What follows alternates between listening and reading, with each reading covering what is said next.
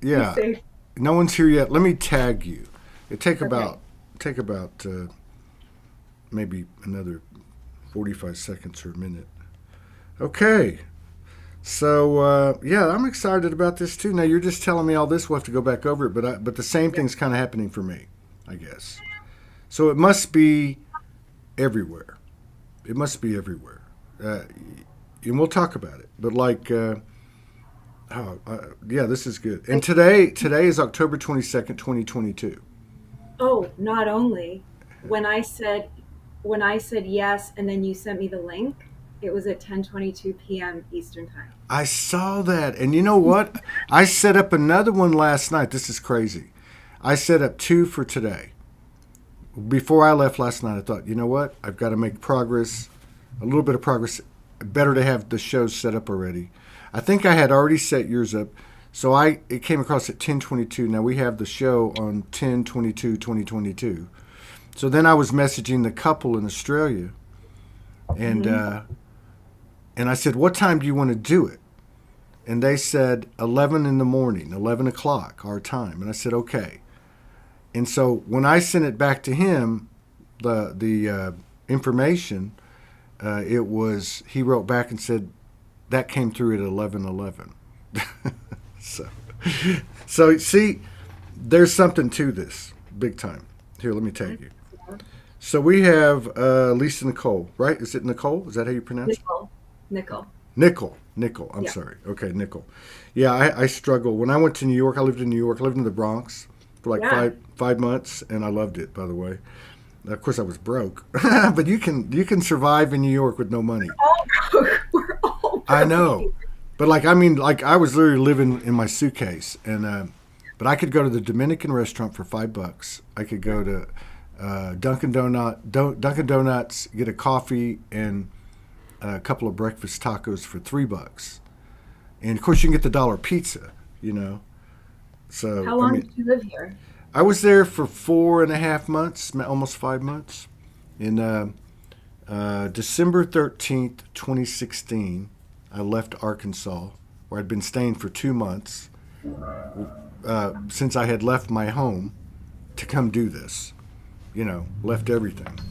And yeah, I was there. I lived with a family in the Bronx. It was very cool because we could go down. You go down on the street and you buy produce and you go into these old school little stores and you know, very cool, very cool environment. Yeah, I had a lot of really cool experiences in New York. So Lisa Nicoll, and now the thing is, I should tell you too, because we did meet last year, right? Like a year We and a half did ago. on a Like, Morgan silent gathering okay, and so like for people. Uh, yeah, we talked. I remember we exchanged, and then you sent me a book of your poetry, Yep. which is really good. And then I found out later that you do more than that. Yeah. You're a I would just say in a way I guess you're a full blown artist, really. Yeah. Boom. Here I just tagged you. Now we have 33 people in the house. That's a good number. Ooh, 33 people on pretty cool. Number. October 22nd, 2022. Or if you're in other parts of the world, they'll say 22/10/2022. This is a powerful day. Yeah. So welcome everybody. We have my friend Lisa Nicoll is here from Brooklyn, New York, and yeah, I love all the boroughs of New York. They're all cool. They have their own identity. Yeah, and so I also pulled up your website. Oh, thank you. Yeah, I pulled up your website because I want to show people around a little bit on it because, Hi. and we'll get to that. But you don't just do. I wonder why this is messed up. Huh? Wait a minute. Is that your website or my computer? I'm Let's see. only seeing us right now. Yeah. I'm not showing it yet. Oh, it's weird. How weird is that? Huh. Well, we'll figure it out. All right. So I'm gonna come back. Let me come back. Yeah, your stuff is very, very interesting. So I'd like to, well, and because it's so unique, I just wanted to like ask you about it. We don't do a lot of marketing and promotion unless it's organic. Like if you know what I mean. This Yeah. isn't a dog and pony show, and I think I mean that in the best of ways. There's a lot of platforms for I that, love but it. but I I love it. love yeah, but I love to look at people's stuff and then like what is that? Tell us about it. You know what I mean? It's very unique. So thank you for coming out to play. Have you ever been on a show like this before? Have you ever really? This is a Thank you. this Yeah. is a wicked Yeah. coming. So you were telling me, and you go as deep as you want to go. You were telling me that, like last year, we were exchanging messages, Mm-hmm. and as people, anyway, it didn't. It never materialized. You actually had something come up, and we had to cancel it or Which you postpone were it. so gracious about, Yeah, incidentally. Thank you. yeah, no problem. Things happen, but yeah. So we postponed it. Lots happened since then. A lot has happened since then. Yeah, a whole lot. And but anyway, so we were just talking a minute ago because I just called. I reached out to you because in my head I knew that we still had to connect that dot. You know, energetically, I just knew it. I didn't know all the specifics until you reminded me of it. But so you were telling me. So I was trying to schedule shows for today, last night before I left, and you were the first one I went to, and then you answered me back because I wrote several people, and then we agreed and set it up and on 10/22, 2022, and I sent you or you sent me it, and the final message was at 10/22, which Yeah. is funny. Yeah. Okay, but you were telling me before we came on that something happened when we were going to go on before, and Yeah. that's why you had to postpone. That the same thing happened pretty much a couple days ago or whatever, and you were talking to one of your family members and saying, I'm going to be going on with Todd, or Todd's going to Yeah. ask me on, or something I, like that. yeah. And then you get off the phone, and 10 minutes later, I send you a message. Like, Yeah. that's Or crazy. I had Facebook off when I was on the phone, and then I got off the phone and then checked it. You might have sent it. Uh-huh. You might have sent it when I said that. So just to catch everybody up, a year ago, last October, Todd and I started our conversation about coming on. I reached out to you guys saying I would love an opportunity to talk to you. That's when I started to hear you saying things like, we want to hear from the people who aren't speaking up, who don't have a platform, who are just kind of doing this behind the scenes.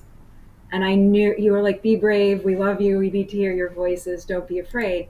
And I was like, I know he's talking to me. So I Mm. finally, it inspired me. And I finally was like, I'm going to be a brave girl. I'm going to hold my nose and jump in the deep end. And you guys got back to me and we set it up. And then a family emergency came up. And it was legit. And it was an all hands on deck kind of a thing. Mm.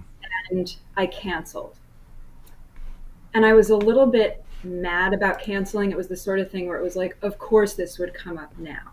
Mm. Because it's historic. If it's a family thing, it's historic. And it came up. We dealt with it. I didn't reach back out to you to reschedule for a million reasons, none of which matter. Right. Now we're here. It's basically the same week the thing happened last year. Lots of things go in cycles. We've been monitoring it. It was starting to ramp up. I didn't think it was ramping up exactly the same way because I've changed so much, but it really ramped up yesterday. Meantime, Todd, you and I have been like doing a Facebook message thing, but not like back and forth instantly. Like, do you want to come on? Yes. What's been sort of loosey goosey the past week or two or three or something. So I was on the phone with my sister last night having a conversation about what to do with this thing going on. And I said, you know what? Because she was like, it's like the same week. And I said, yeah. And she knew that we were scheduled to do this. And it broke her heart that I had to cancel because of this thing. She was Mm. like, I don't you should cancel but I'm glad I did. And here we are. And I said to my sister last night, this shit is blowing up so bad. I'll bet Todd is I'll bet like there's an email waiting for me this, and I'll bet Todd's I'll bet it's all going to happen at the same time. And I said it as like a semi-metaphysical joke, which my Mm. sister and I could talk that way. And what she said was so brilliant and true, so wait. So I was like, I'll bet Todd's going to email me to do the show. I get off the phone with her. I get a glass of water. I open up Facebook and I see that you did. And I say yes right away. And I text my sister. I'm like, Todd, I'm doing the show tomorrow. And she went like, we're what we're being given a do-over. A do-over. A do-over, like Well, in baseball or well, you whatever. know, wow, that's pretty deep because that just hit me And now. and wait, there's one other part. Hmm. Here's what's also incredibly different. Last year, I was like, be a brave girl, and I was having to really pull myself up by my bootstraps and be brave and talk to you and get over my fears. This year, I was like, oh my god, I can't wait to talk to Todd. Isn't that So great? isn't that amazing? It's so this is so much. I'm still a little nervous and excited, but Yeah, yeah, of course. I'm in such a different place. Which who I was last year Yeah. couldn't ever have seen that I'd be in this place that I am now. Wow. Which is a cliche. We all know it, but when you're living it, Yeah, like but you always if boots on the ground. yeah, When something comes into the material like that in your human life and body and action and talking, it's another experience altogether. So yeah, this is like I'm like, how many nexus points in the space-time grids have overlapped and overlapped and overlapped, and whoever Todd Medina's soul was through space and time, through ancient Rome and the Pictish people in Scotland, like I just feel like we were like, I'll meet you there, and then we got to this moment. That's how it felt last night. So anyway, that's me going off a bit, but no, you know what? As the individual goes, so goes the collective. And this thing your sister said about the do-over, that resonates deeply with me. And really, on the same, yes, yes, and on the same timeline, the same linear time range. October to October. Mine might have go back a little bit more, but into the year last year. But yeah, do over is.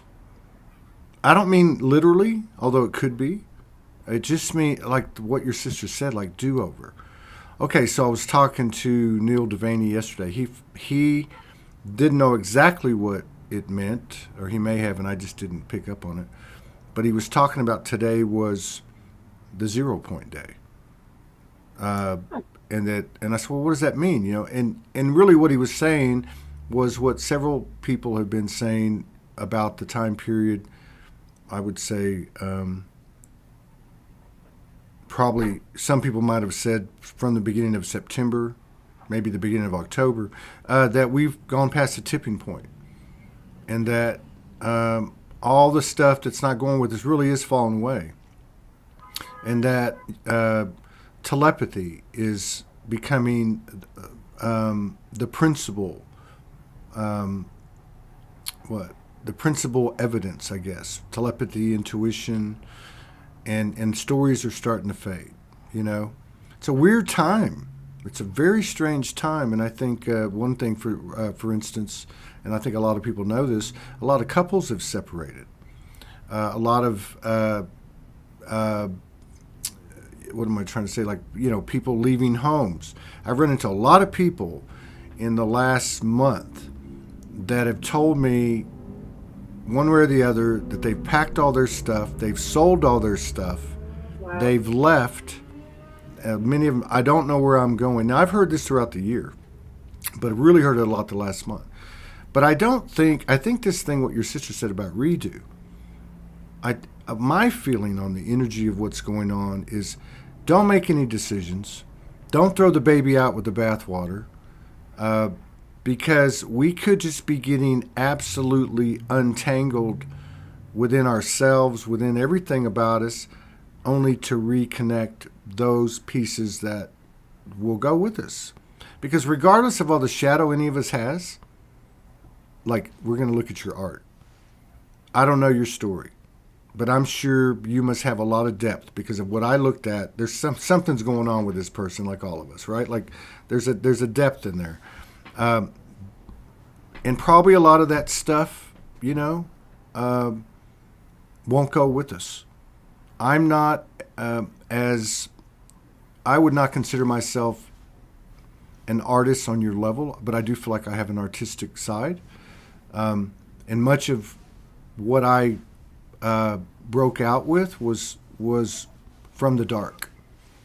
You know, the depth and the dark and the sorrow and the pain and the grief and all that. And I know you understand that. But what I'm saying is those parts aren't going with us. Those stories aren't going with us. So even in, let's just use me as a poor example, when I was breaking out doing music, from a professional standpoint, it was horrible. But from a heart standpoint, it was beautiful and still is. That part will come with us, right? That part will come with us. And maybe one final example, and I'll give it back to you. You said last year you were petrified. This year you're not, right? That's what I'm talking about. It's that part that comes through.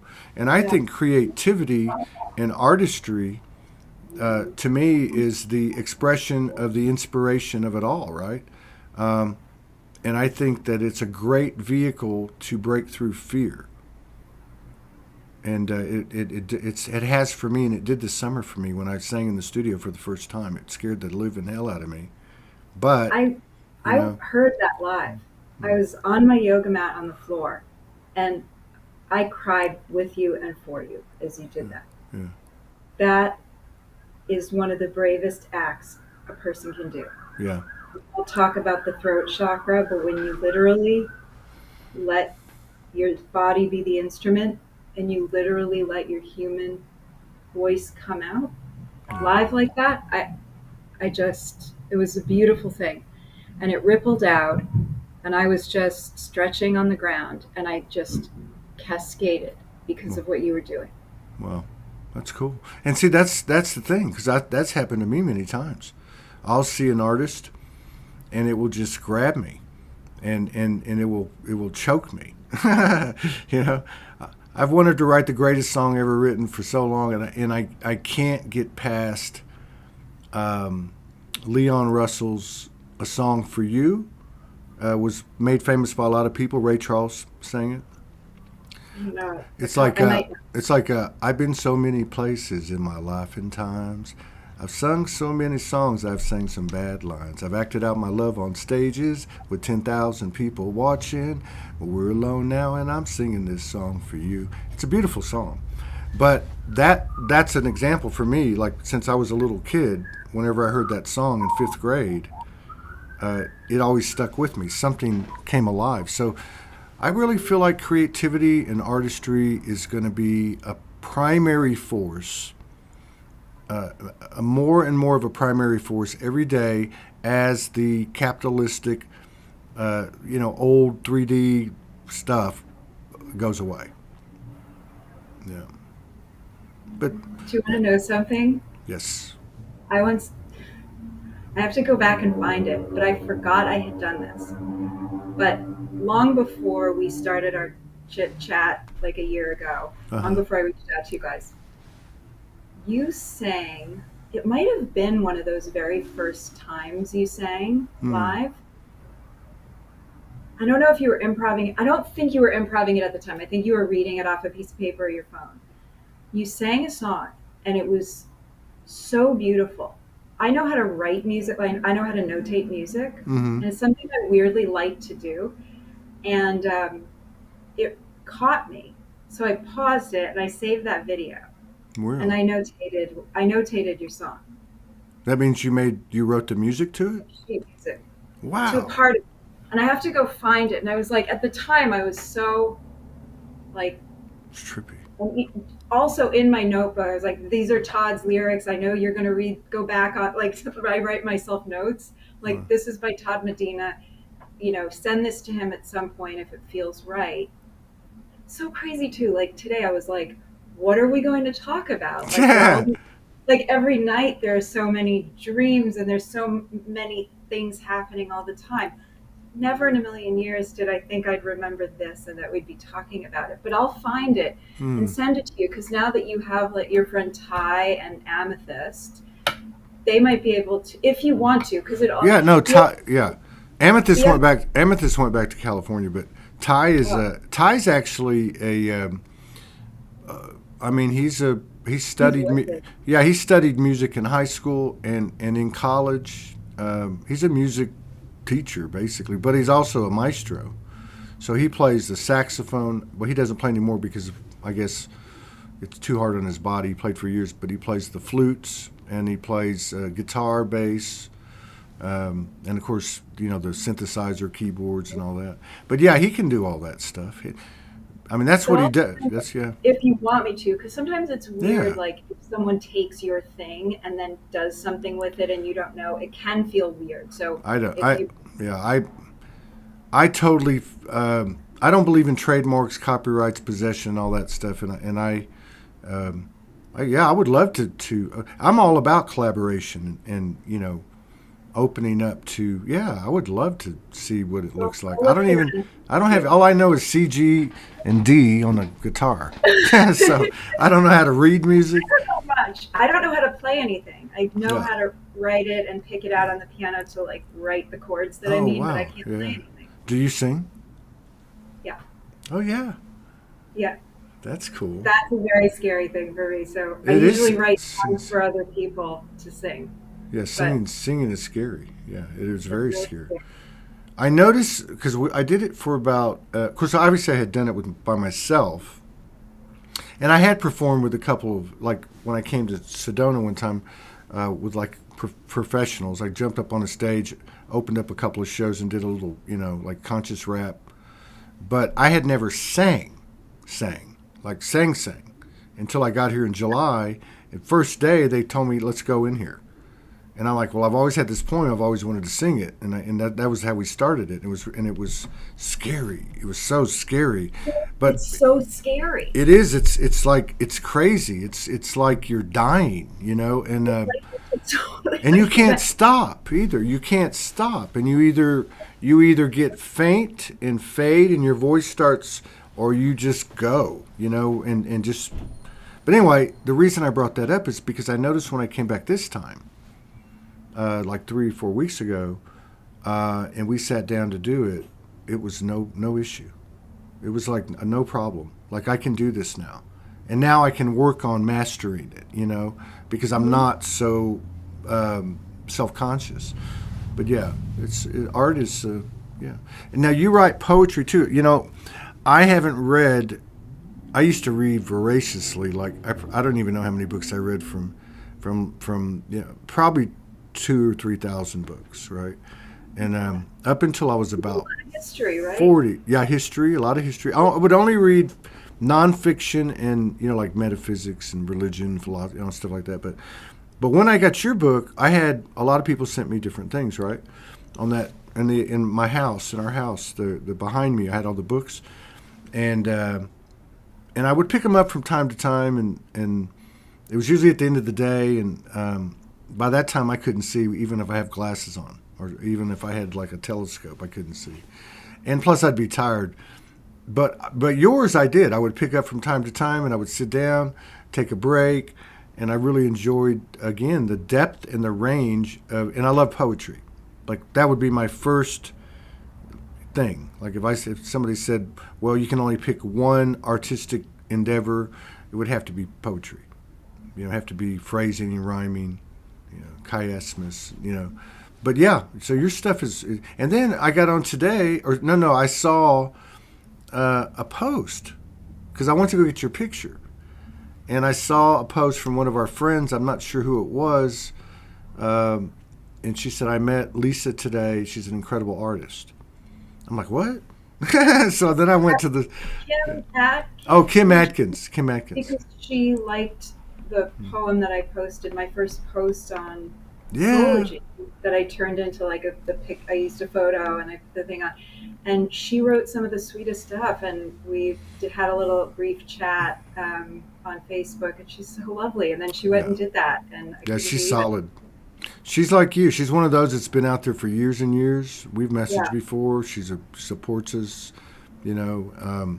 But yeah, she's solid. There's so many of them. So many coming out yeah. now. Like you today. And Ty's partner, Serena Smith, who doesn't like to be, who doesn't like attention, and just the same as everybody, right? All of y'all. right as I was getting ready and I was doing a little playing music on a previous show before we start this one, she sends me a note. She said, "I'm ready to come out." And yeah, she said, "I'm ready to come out." This is her office is right here. She does Well, Pilates and Yin Yang yoga, and she does massage. She does a lot of different stuff. Very very beautiful lady. Very cool. They make a great couple. But anyway, she says, "I'd like to come in, and I'm ready to do a show." And wow. I said, "Wow, cool." She goes, "I was inspired by Dr. Joe yesterday," Oh, and she he's said, incredible. It was an "Yeah," incredible show. and she said, when he was talking about cleaning up your side of the street. And I said, "You know what? Let's do it." So that'll be later today. She's coming on today? Yeah, she can come on No today. way. We're going to start with you, and we probably won't end for 8 to 10 hours. I'm going to go all day long, all night long. I brought my Wow. pillow so I can sleep here. Wow. So yeah, now you know a lot. This is a little bit different. First of all, I don't know what it is about New York, but when I went there, well, up until I went there, I was asked to go there several times, and I would say no. Like this was before I woke up. This is when I was in the corporate world. You want to Mhm. come run New Jersey, you want to come run New York or whatever. And I just wanted nothing to do with New York. Nothing. And then I come to Arkansas because I get propelled out of Houston. Uh, and I'm here for I was there for 2 months. No money, nothing. Doing my broadcast music, everything I could every day. And then I got $250, and it was a $237 ticket to go to New York, and it was like December 26th, and and I went, and it was amazing. Like it was just amazing. I just Brooklyn, Queens, Harlem, Manhattan, Coney Island, uh, Long Island. I went all the way to Port Jefferson, all the way up to the point. I went to Montauk. What's the other one? Staten Island. Yeah, and I Yeah. just loved it. And I got so many downloads there. So I don't know what it is. Like when I saw where you lived in Brooklyn, I said, "Oh man, I didn't remember that." And I thought, "Wow, okay." So yeah, I just felt like a kindredness to New York and to you. And really, I have a lot of friends in New York. I want to get back over there and see everybody at some time. But Oh, I hope normally, you do. oh, You seem like a New I'm, Yorker. You seem like you've oh, like I fit right in. I'm just fit telling right you, in here. I Yeah. fit right in. It's crazy because I stayed in the North Bronx, slightly south of the North Bronx, like around what is it, Fordham University? Yeah, and then I stayed. I guess it would be. I was going to say the bad Bronx. I don't know. It's the West Bronx, but it was not. It was bad, and and it's funny because I smoked cigarettes. So I would go into the thing, right? Into the convenience store, and you could buy Marlboros, and they were like $18, right? Yeah. That's But if you were from the hood, you could you get might get those. Newports for Oh, $7, right? So I went in there because I had been with my friend who lived in the neighborhood, and I went in there one night by myself, and I said, I'll take a beer in a bag with a straw. I heard people order that. That's cool. A beer with a bag and a straw, and and I'll take a pack of Newports. And the guy looks at me and he's like, "Are you 50?" And I'm like, "What?" I said, "Actually, I'm like 51 or whatever it was, 54." He goes, "No, you 50? Are you a cop?" And I said, "Are you kidding me? Do I look like a cop?" He said, "Some of them look like you." And I'm like, "Okay." No, yeah, I do fit in there. I enjoyed it. But anyway, the reason I was bringing that up, I got off on a tangent. It's early in the morning. I haven't had enough coffee.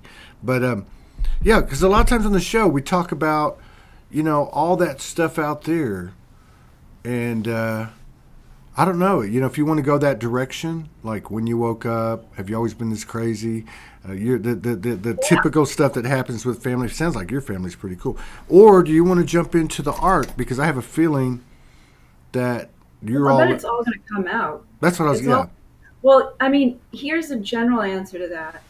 For me, this is a big deal today because I have historically kept my art is very spiritual. There's just as a caveat, I hate all the words associated with it. Like, you know what I mean? Like, it's so hard to talk about I don't like even saying the word spiritual or God or source or 5D. Like all those words feel so constrictive, but we need the words to communicate, and they do communicate something. I just like to get that out of the way.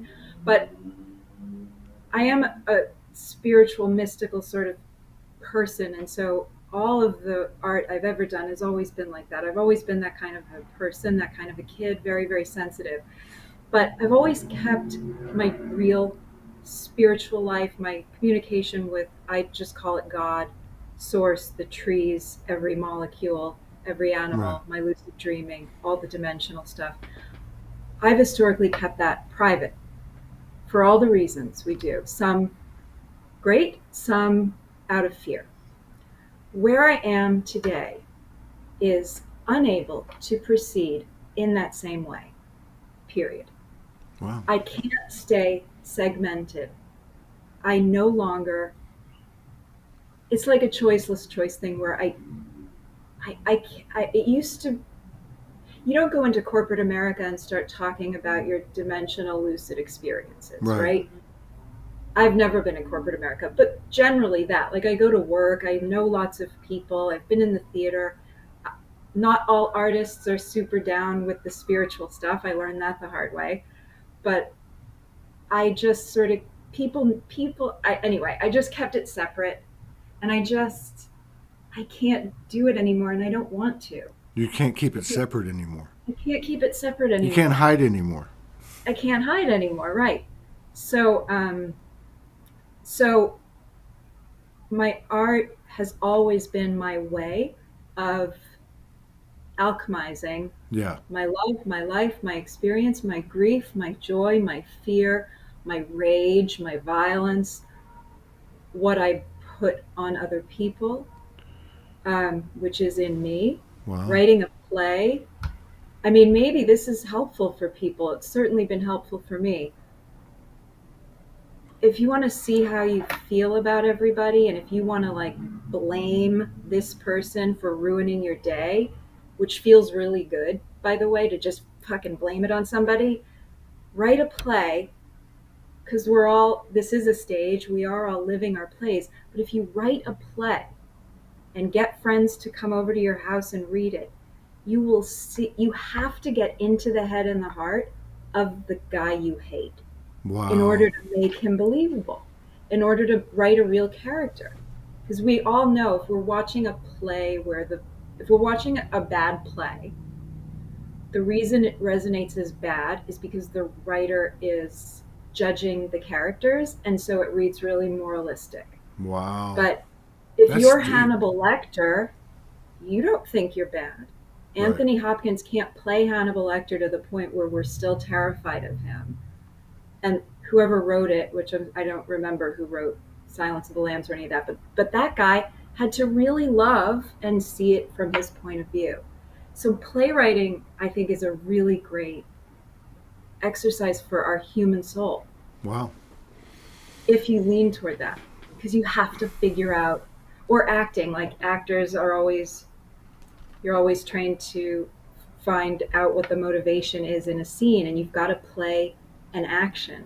And so if you're the villain, you're believing what you're doing is the best, and most villains actually see themselves as victims.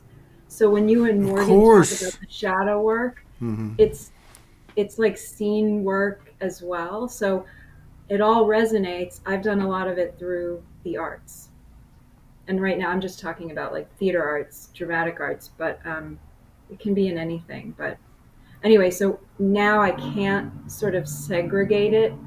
Like, this is my spiritual life, and I talk about spirituality with this one other person that I know, and this is my arts life, and it's academic, and I keep it all very safe, and I Right. keep myself protected, and I don't admit to anything. I just can't. I'm just like, or it's like, okay, I lived my first part of my life that way, been there, done that. Now I'm going to live the next part of my life where I'm integrated, because I don't have a choice anymore. Right. Well, this is fascinating. This is fascinating. And I had to see, that's what I was trying to say earlier when I said, what do you want to talk about? Because I had a feeling Yeah, that you your knew art already. Yeah, your art was all of that, right? But you just said something. Look, Serena's coming in today. Well, Dr. Joe yesterday was talk about cleaning up our side of the street. Serena was motivated to come in and talk about that and to come out. And you're coming out. But you just said something. I think this is because I've been saying for the last few weeks, we don't have a choice. Everybody's got to handle their own stuff. I don't care Yeah. who you are, I don't care who you're in a relationship with. The isolation, the solitude, our feet are being held to the fire. And I think creativity and artistry is an incredible way, and you just explained it like your own way, incredible way to get to know yourself and to put yourself in other people's shoes. And really, because everyone says, oh, I'm an empath, and I'm an empath. Well, if you're an empath, and I said this to myself and anyone else, if you're an empath, are you a narcissist? Because most people would say no. You said something provocative. You said most well, I don't know what word you used, but like Anthony Hopkins, Silence of the Lambs. So in essence, most perpetrators believe themselves to be a victim. And that's very true. If you look at narcissism, you cannot, if you're a victim, you're a narcissist. Period. If you're in victim consciousness, you are in narcissistic consciousness. And what I mean by that is you can't have one without the other. And this is just my opinion, I'm not trying to throw it on anybody, but you hit the nail on the head when you said they believe they're a victim. And they do. And they are. Actually, we all are. We're all victims. We're all narcissists. Right? Look at the play and you're like, if I'm the playwright and I wrote the play and there are 6 characters, they're all me. That's why we have like, oh, I like this playwright, or I like this novelist, or I like this screenwriter because I like his voice, I like her voice. They're all our own aspects. It's just it's also like a condoned okay way to think and speak in terms of dimensional realities. I never thought about this. If you go see, I've always thought like musical theater, which I love, and I wrote that musical. Musical theater is first of all, it's one of the most like white bread, shiny, everybody in America. It's super American. People love musicals, right? Disney musicals or 1940s movie musicals that I love so much. So there's something super vanilla, shiny, sweet about musicals. But musicals are really subversive and weird. If you think about them as far as like dimensions go, people break out in song. There are segments called dream ballets where suddenly everything's surreal. And anyway, so obviously I love theater, and I'm an advocate of learning about ourselves in these ways that are really natural to us and fun. Strange. I lost my train a bit there. No, that's okay. That's what happens now. Okay, this is fascinating. I never thought about it because I've never dived into theater. I've wanted to, like for different times, but there's always been other things going on. Just explore that, like acting or whatever. But I've never thought about that. Although I look at certain directors and screenwriters I'd be more familiar with, that I love the intelligence that comes through, or the messages or the metaphysical that comes through, whether it be satirical, irony, paradox, but when you come out of it and you're just I don't know, like you're basically expanded. Because what's happened is you've entered a space. Oh, this is a great conversation, because this is where my head's been. Like, the more alike we are, you and I, the less we're going to get from each other. Unless we have like this kind of like collaboration where we find some kind of middle ground that we explore together that's unknown and not structured, right? So the polarity is the power. And so like what you're saying to me is, as somebody, let's say that I went to your play, I go to your play, there's things that are presented to me in your play that I wouldn't even consider, and I just told you that. I love art and I love to read, but I've never read a play, right? Other than maybe a Robert Frost. They're horrible to read. Plays are the worst to read because you're having to read stage directions, or Mm, screenplays are the worst to read. They're mm. the worst. But You even have if a I saw your production, I would be exposed to things that I hadn't thought of. That's what I'm trying to say. And that's where I see the value of what you're saying, or part of the value of what you're saying is by, it's like this show. You're actually, I love it. People come out and they talk about their experience. You're basically generating your experience in actually multi human faceted uh, parts of you into this play or expression, which is the same thing as merging. Really, I yeah. mean, you're saying here I am. You know what I mean? It's powerful. So funny. I haven't even thought of the music. Yeah, I've been mostly doing the visual and the poetry and the ascending and lucid dreaming and all lucid living. And here we are talking about theater. It's just whatever wants to come through comes through, and it's always so much more invigorating than it would have been if I had like made a list and decided what the agenda was, which I've never really liked doing anyway. But I've had a few people try that over the years, and it never works. really, I tell them put that away. No, I'm just kidding. I can't believe anyone would even try that with you because Well, you're I so. think in the early days, I think people thought it was, they didn't know the show. They just said, oh, he's got a show, and people watch it, and I get, but we kind of put a, yeah, this is much better. Much see, this is It's great. like a what is it? A scavenger hunt without a list. Like you just what can I find here? Now we're talking about theater, New York, and then Yeah. of course, like, and you mentioned. So this has always intrigued me. What is it? William Blake, Dante's Inferno. No, no, William Blake wrote about Dante, whatever his name was. But Dante wrote the Inferno and Dante wrote the carried. Inferno. Yeah, that's right. William Blake did cuckoo paintings, really metaphysical type paintings, and poetry. Okay, that for some reason Right? I connect those two. Yeah, you're right. But there was something that came out. Oh, I remember reading about. I think it was both of them. They would get their ideas, inspiration, and even storyline from lucid dream. And I thought Yeah. that's fascinating. You mentioned lucid dreams twice? Do you get information? What kind of information do you get? Well, everything, like anything people have talked about, 100%. Well, Um, Equations, and I do not have a mathematical or you scientific get brain. equations. Equations, conscious geometries, Wow. Conscious as in moving, breathing, talking, living. Yeah. a diamond that Wow. communicates his action. Yeah, animal shape shifting, human animal hybrid shape shifting, Wow. lessons of how to move as this animal, that flight lessons from angelics, flight lessons from actual dragonflies, then great dragonflies like dragonfly consciousness, then great dragon mother consciousness. That was the beginning of my awakening. Wow. Um, I mean, and that's just like one summer. But I will say this because I've heard you and lots of people talking about it, how things are like speeding up.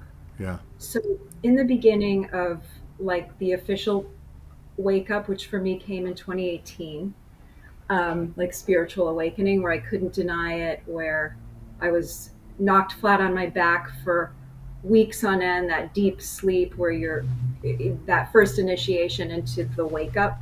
Right. Uh, and I considered myself a fairly switched on person with a sort of spiritual life. Nothing could have prepared me for this.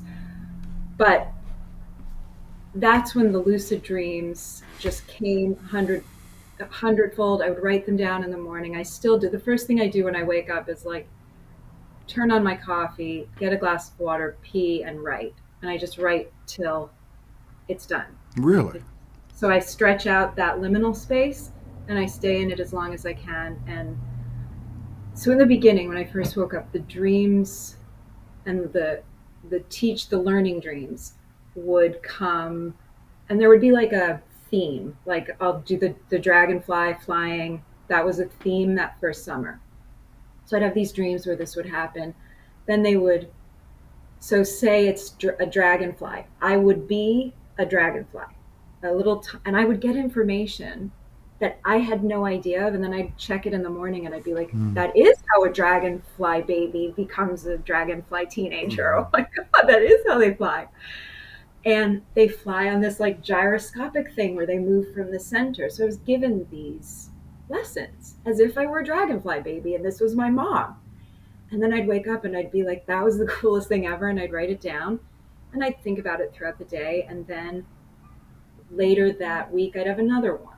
And then later that month, I'd have another one where I would be learning a next lesson. So I'd just get these like dragonfly ones, and then it would move into the great dragon and all these other sort of greater iterations of it in different levels of consciousness.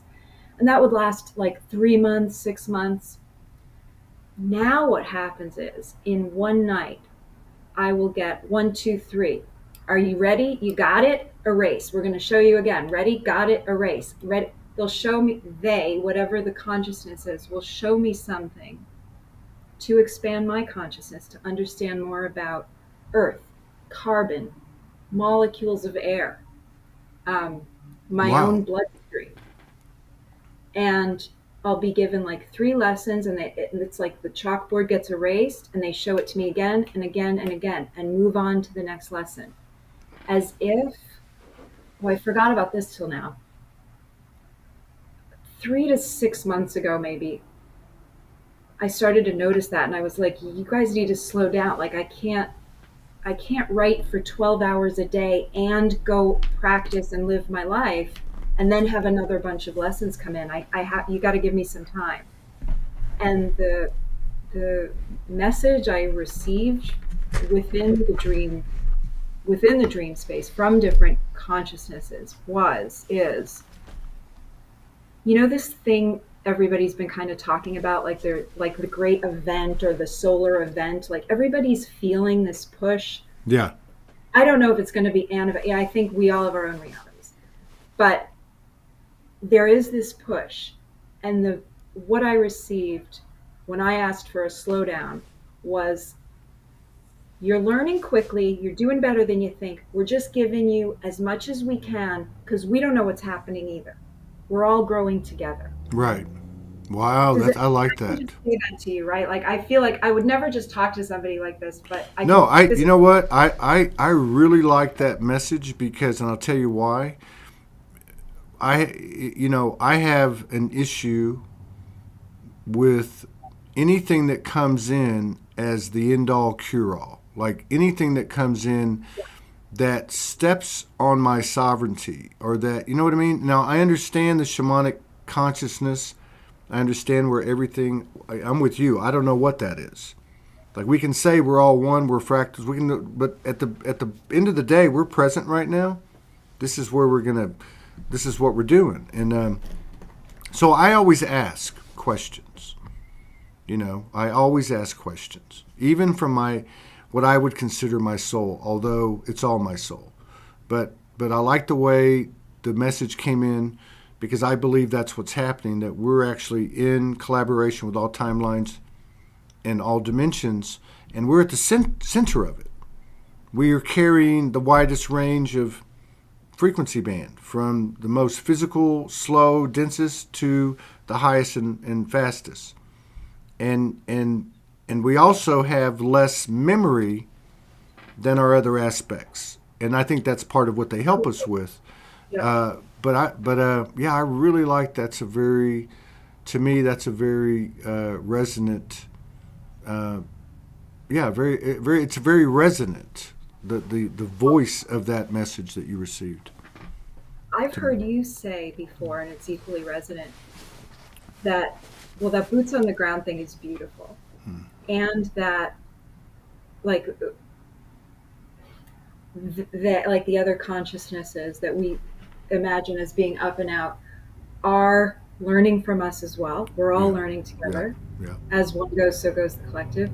And Mm. that this is brilliant and hard and beautiful and not sacred just because it's profane, just because it's physical and materialized, Right. human bad, angel good, like that kind of. We're actually Yeah. like we're the furthest point of all of that. Mm-hmm. And one of the things that I've received in all this downloading stuff, whenever I feel a new consciousness embody, Right. and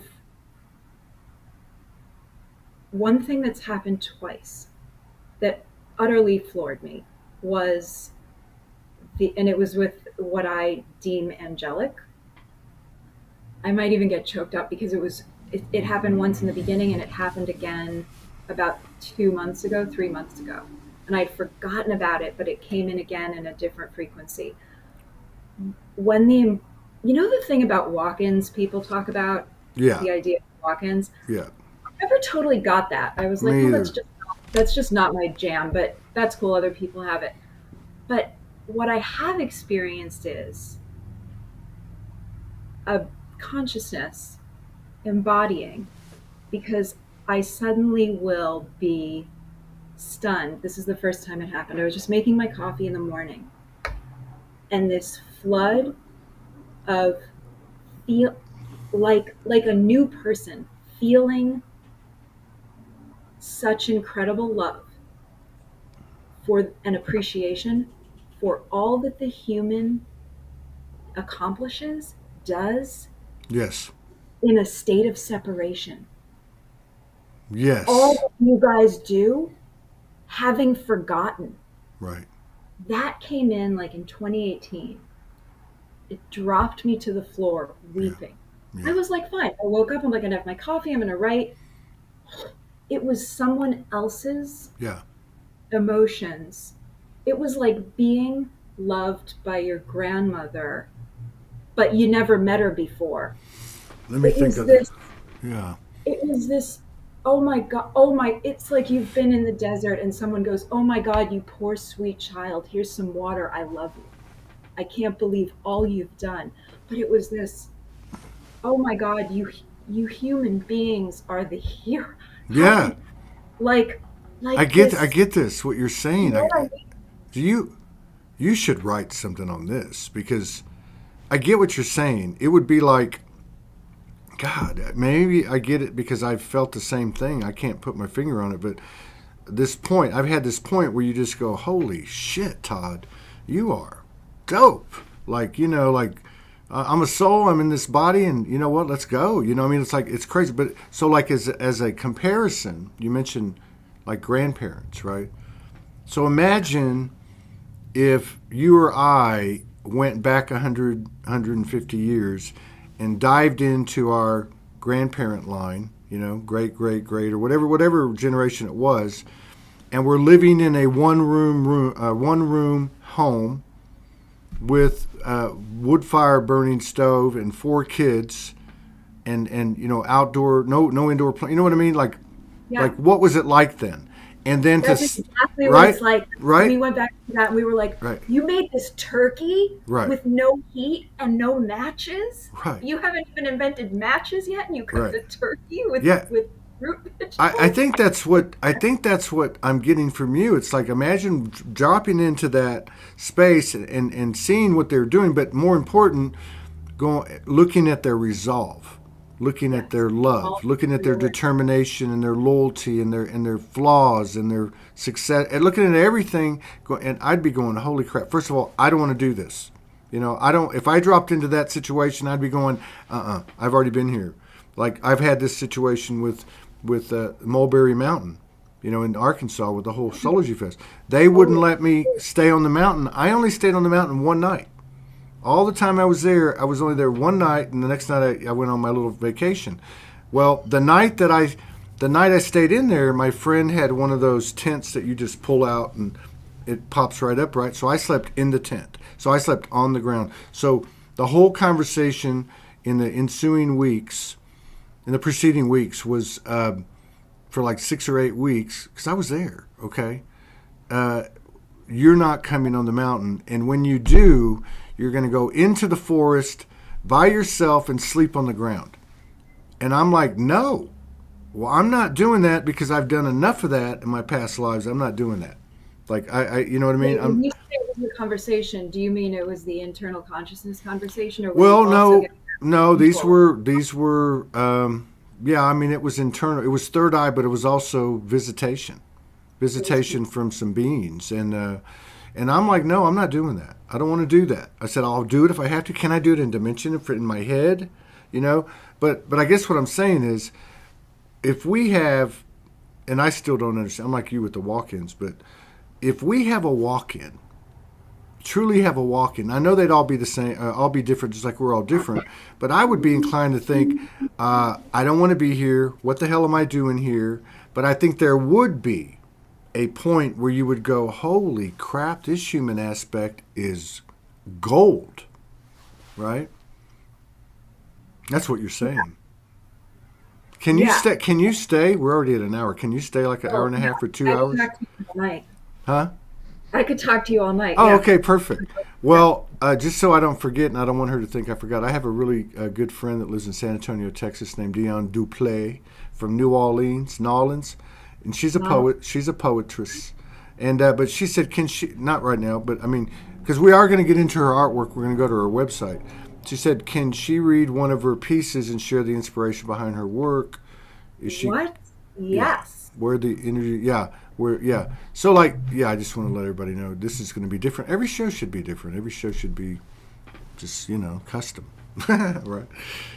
But yeah, so I've already got two great takeaways. One, now I'm fascinated about writing, and necessarily a play, but even a book with Okay. characters. Like, you know what I mean? Like, I get what you're saying. Like, create this. It's like creating a little Sims world, isn't it? Like you're creating your own little universe. And what did you say? You said it so perfectly earlier. Alchemizing, alchemizing, Yeah. right? Because I think of sitting with my feelings, which I only learned like 3 years ago. Sitting with my feelings. But what I'm hearing from you is I could actually sit with my feelings and even kind of have like some propulsion to the alchemy, right?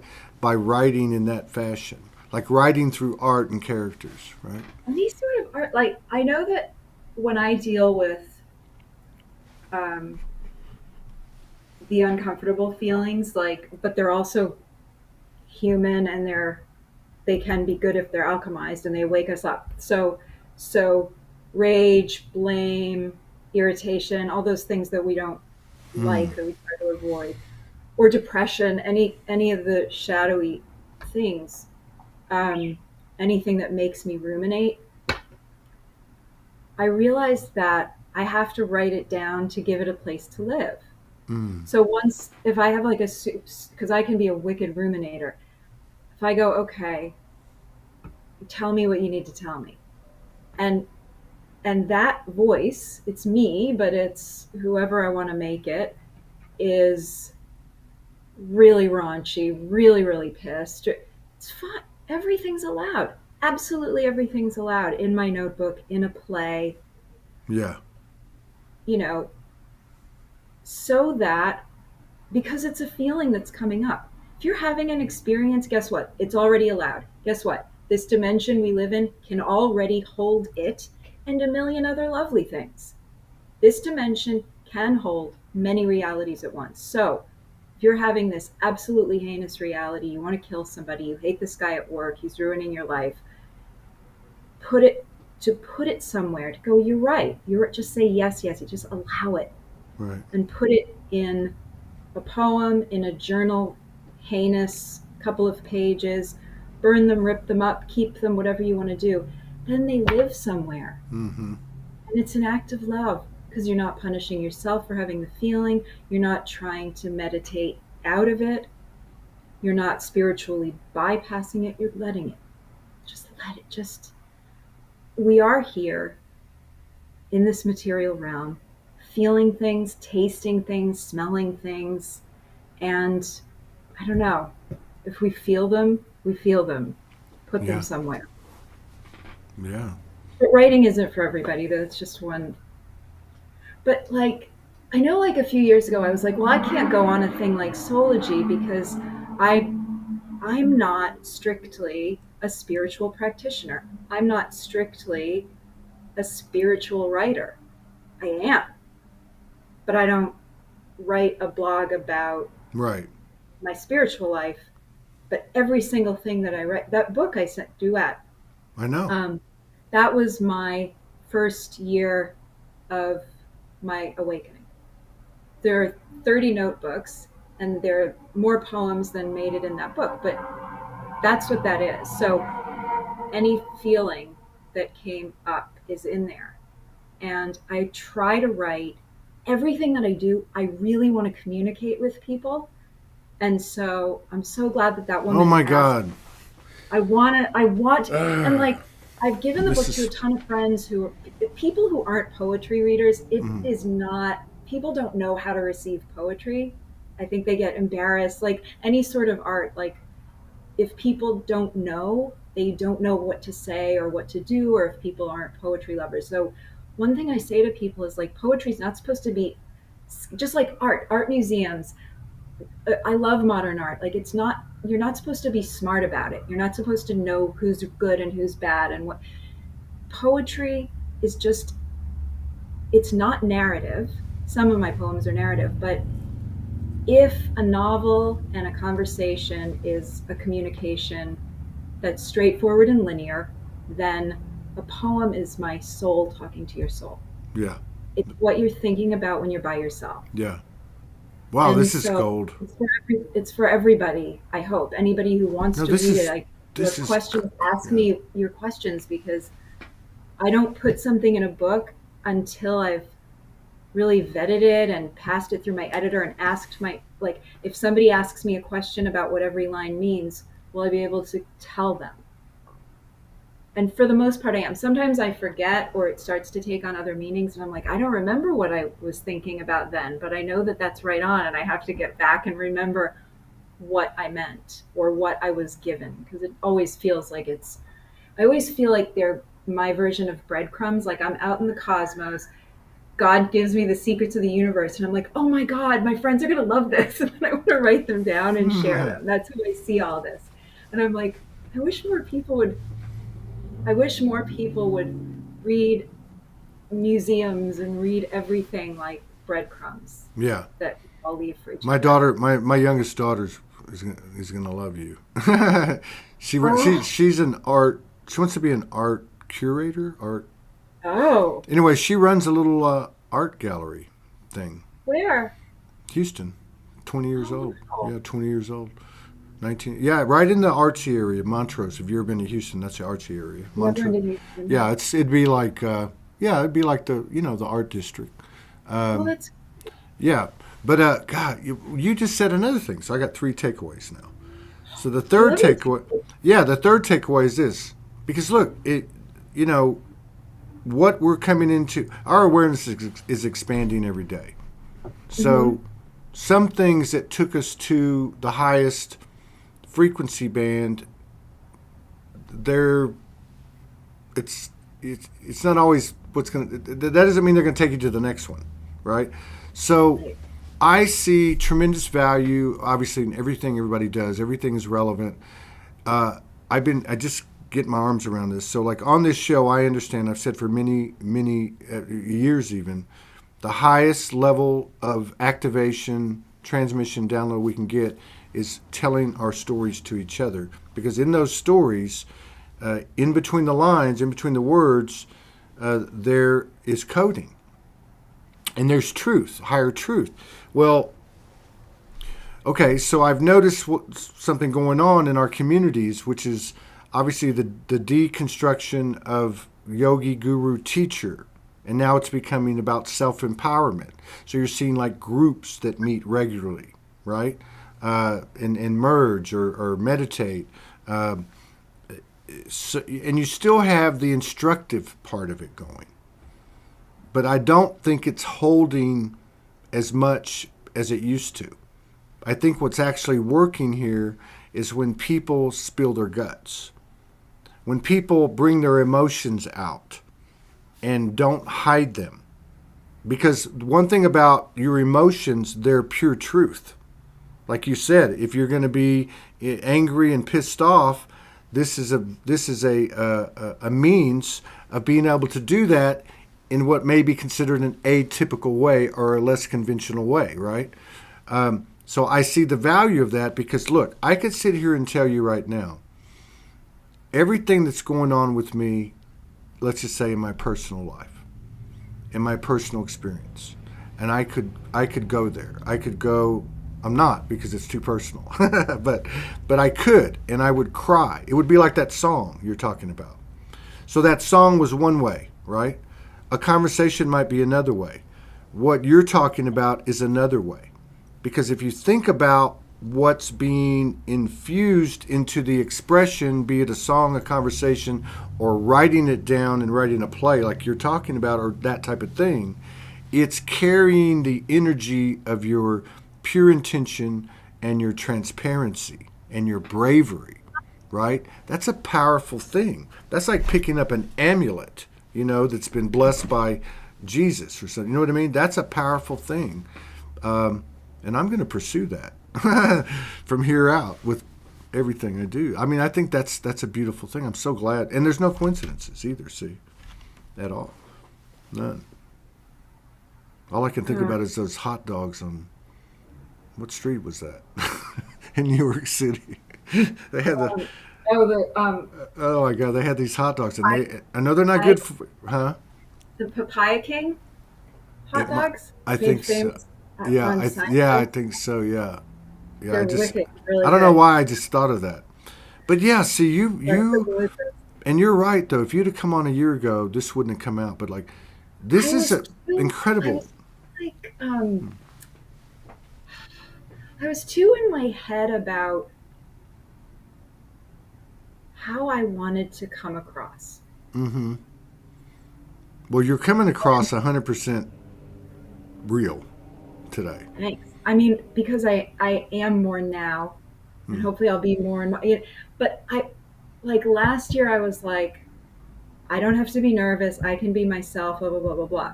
So it was like I was in the learning, Yeah. and today I was just like, I'm going to talk to Todd. I'm nervous.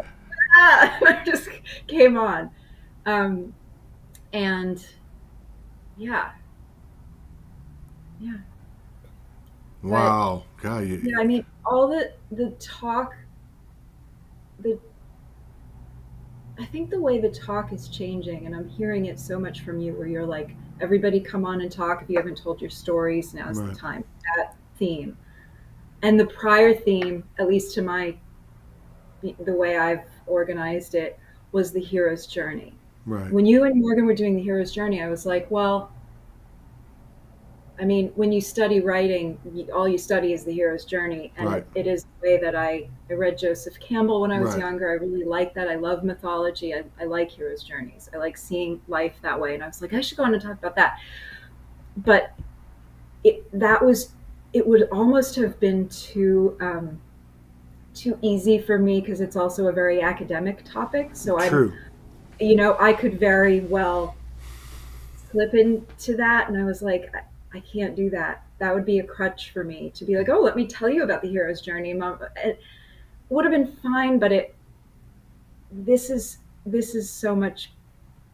This is more true Yeah. for if we have missions, if we have agreements, if we were like, I'm okay, I'm going in, I'm going to be a human being, I'll do it, and the reasons. This is this is closer to it. To Mm. go like, oh, what if I actually am the new human, the 5D, the upgrade, the hybrid, whatever word you want to give it, because I I act just because I'm not I don't have a shingle up that's a spiritual practitioner shingle doesn't mean I'm not doing it. What if No. that's what like isn't that the new world? Like we're all we're Well, all just because someone's a chef or working at the garage or is a seamstress or right. fixes your air Same conditioner thing. doesn't make them not No, it's the same thing. What look, right? the seamstress? Okay, the seamstress. If the seamstress is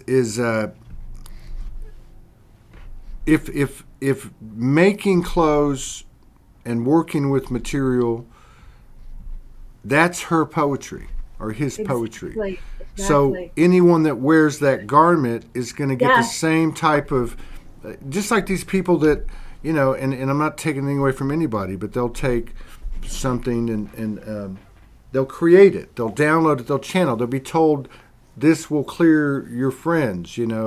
I believe that that's certainly possible. It's certainly got the intention of the best, when it was put together. But the seamstress thing is the same thing. The guy that makes, look, I used to go to this donut shop in Arkansas, and I'm telling you, this guy was the greatest donut maker in the world.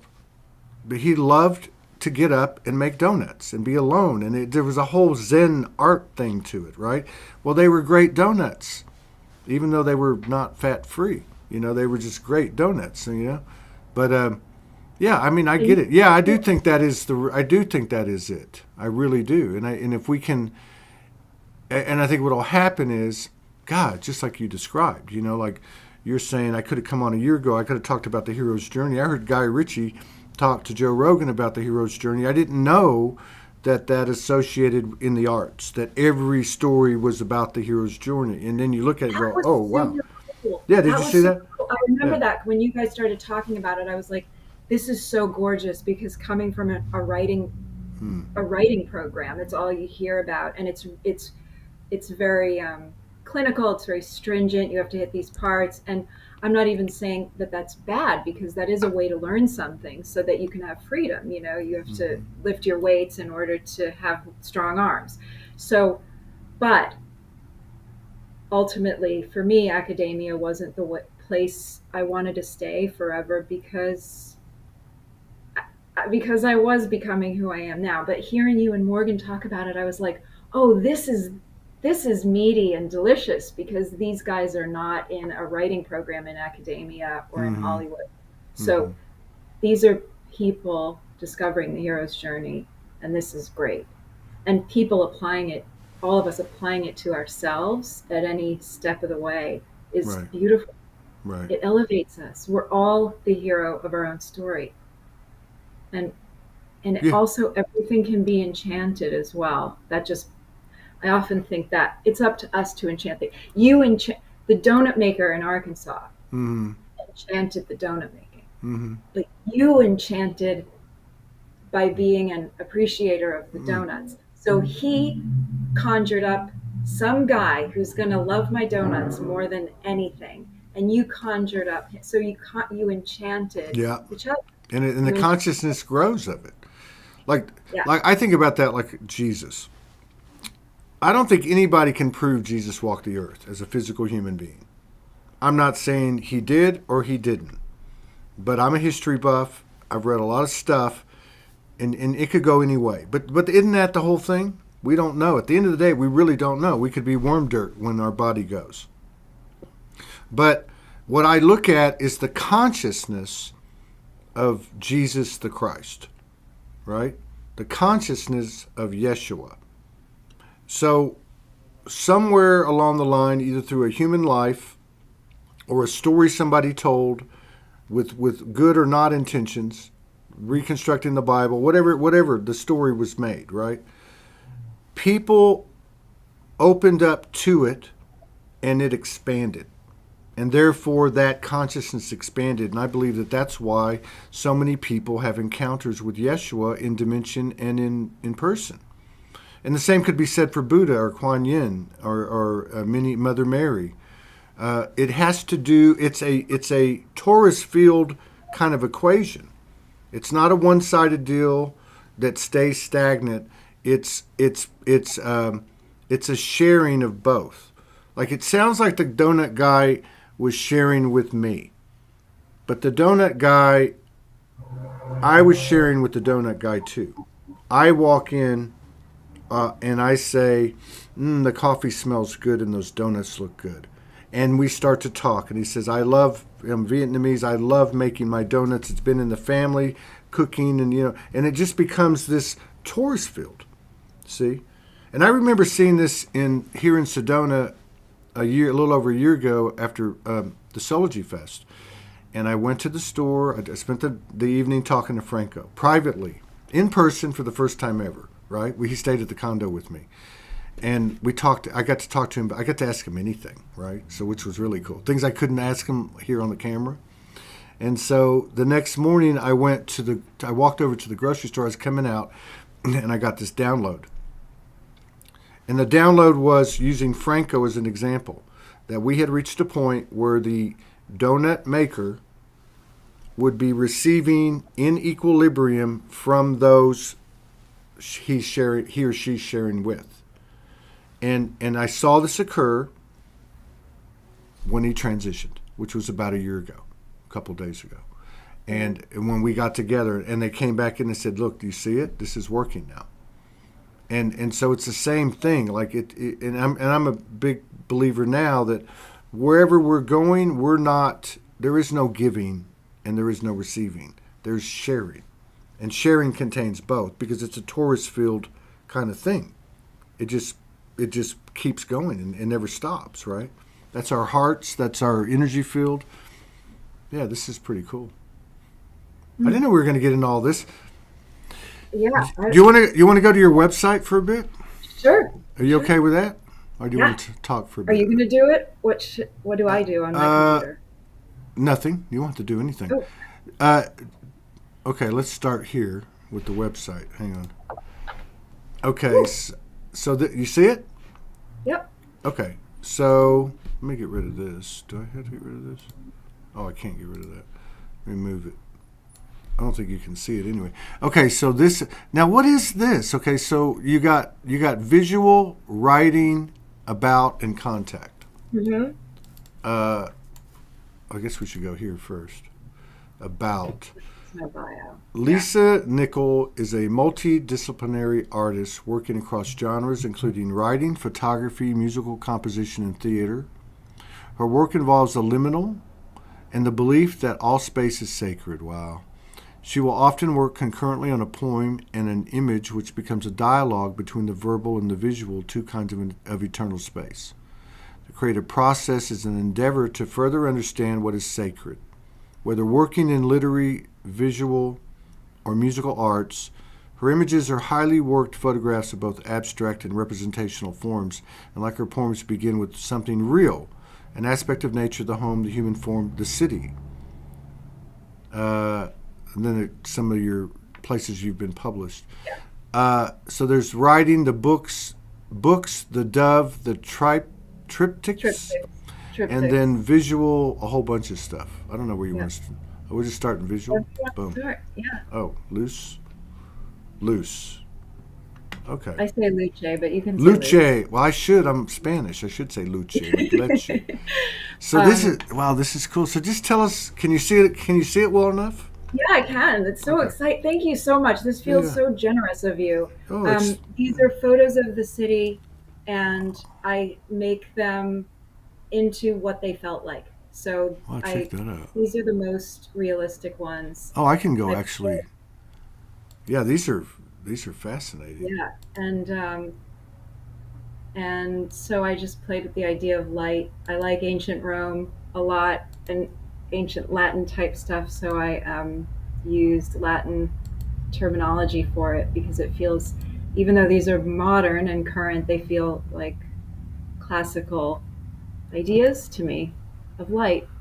And light can be the sun, the moon, God, inner light, or street light. Uh-huh. So, I live in New York City, or it can be like the neon on the buildings. It can be Rockefeller Center. It can be a flagpole. We have lots of, light. Light can be artificial and still be sacred and beautiful and enchanted. I'm trying to get to another one. I really like your stuff. It's very unique. Thank you. Oh, here we go. So Cordata is all. If you look at that top row and go in really close, you'll see different herons, and oh yeah, right here, down here. Yeah, And these are all There's another one. mostly done in Prospect Park. And, See I there. find it the most enchanted fairy tale of a place. And there are these tiny nooks everywhere. So I like to go in, take photos. Often when I take, like if I see a bird or something, I'm like, I have to get a picture of that bird, and I take a bunch of stuff. But a lot of the time, I'm just taking pictures because I'm moved to. I'm so not in my head. I'm always in flow, and I have nothing attached to anything. I'm always like, this is fun. I want to take this picture. So everything's always in the spirit of, when you're a little kid and you just are playing, Uh huh. whether you're playing alone Uh or you're huh. playing with a friend that you play really, really well with, and you're just like, let's play fairies or let's Right. play cowboys and Indians or whatever. You just go. You're just like, we're playing, and now we're this, and now we're that, and we're playing. That's flow state, and I try to keep that as much as possible, and that's how I make everything. So I often like I can't wait to come home sometimes and go see what photos I've gotten because I don't know what I'm photo. I mean, I knew I was photographing the sea, but I didn't know what It's would come out. fascinating. It always feels like whatever the mystery is, whatever the God facet is, that is wanting to be seen, wanting to be captured, it Yeah. is through. It's only afterwards at night when I'm working with my editing programs.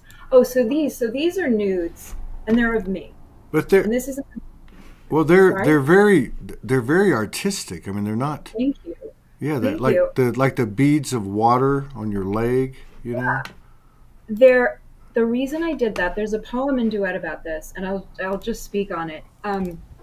I So I've always felt an affinity with Venus in all the different iterations, whether it's you know, the myth, the planet, the ideas, the stories of beauty, the paintings. I like the ideas of Venus, and so think on it a lot. And I'm a lover of beauty and a believer in beauty, and in beauty being seen everywhere. Everything is beauty. What kind of beauty are we looking at? So one of Venus's expressions, obviously, is a beautiful feminine, the beautiful female form, and sexuality and sensuality.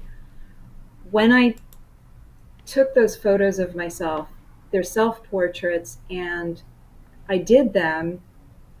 I mean, maybe I should just read the poem. Yeah, I think that's what you should do. I think you should read the What? poem. Yeah, Right. It's let's different. let me get back to the boom.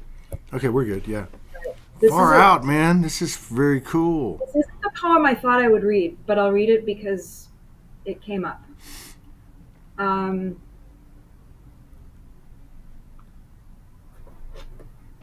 all right. Sorry. Okay, this is a poem in duet Yeah, yeah, yeah. Which one? called Without Title. Oh, yeah, yeah. It has, I usually don't do this, but it has, it's hard to do it because it's back to front. It has like a slight introduction and then the poem. So, okay. Without title. I don't even know what to call this. It's so common. It should be uncommon. It should be unheard of. It should be done once and for all and never again to anyone. When I was 20, I worked for a doctor who raped me.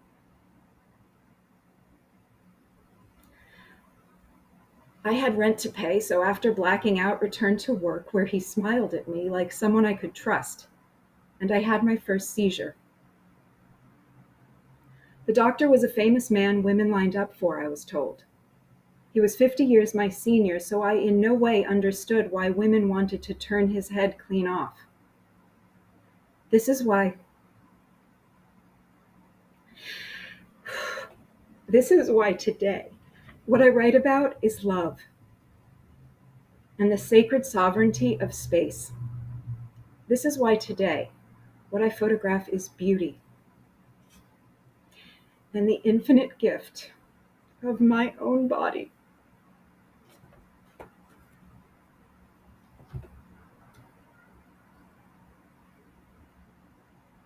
Thank you guys.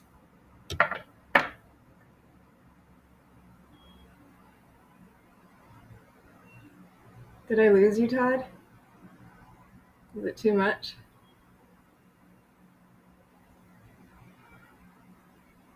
Sorry. Guy, Oh, yeah. everything I just said didn't get said. No, I didn't hear you. No, I was saying thank you. I mean, that's crazy because when I read that, I remember that, but it didn't come through like that. I mean, it was powerful when I read it. Everything in the book is powerful, but that part Thank you. about the body, that's that whole thing was just wow. And see, here we go again too, because it's transparency. It's taking the because look, the entire human condition is a trauma. The whole fucking thing is a trauma. But and so each part of the whole is built by what? A component from one perspective that's trauma, right? Everything's trauma, victim, you're right, fear and all that. You have taken trauma and made it not only made it transparent, but you have alchemized it into pure code because it's shareable.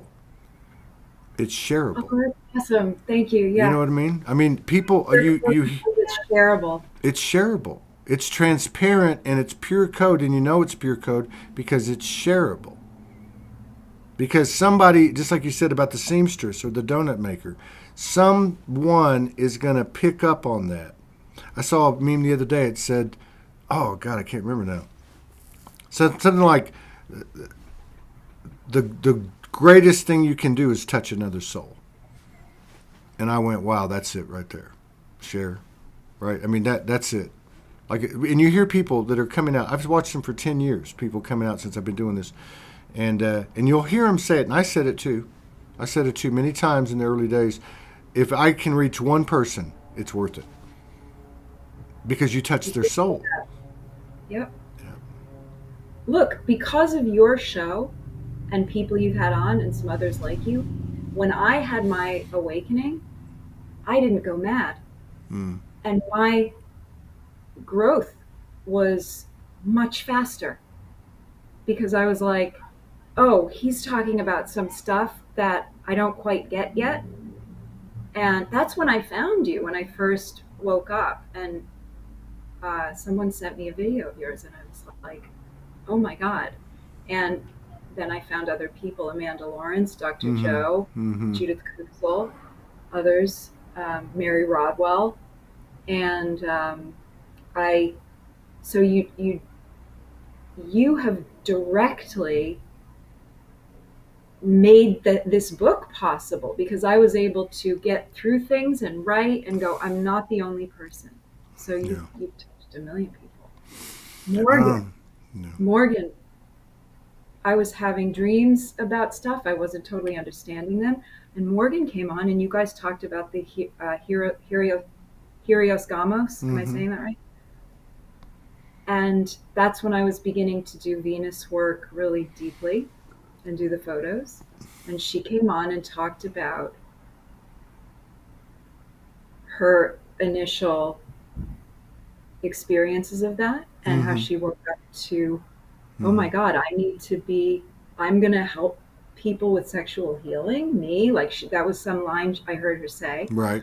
Never forget, I fell asleep. I had one of those knockout, blackout ascension naps early on. I fell asleep on the couch and I woke up. My laptop was like on my coffee table. And I woke up to the video of your wedding playing Wow. on YouTube. Like it had finished out off like an interview and then it just auto played into that. And I woke up and saw her and burst into tears. And I was like, that's Venus. I just got to see her. And I had already heard her saying things with you about the Helios Gamos. And I was therefore able to proceed because I wasn't alone. Wow.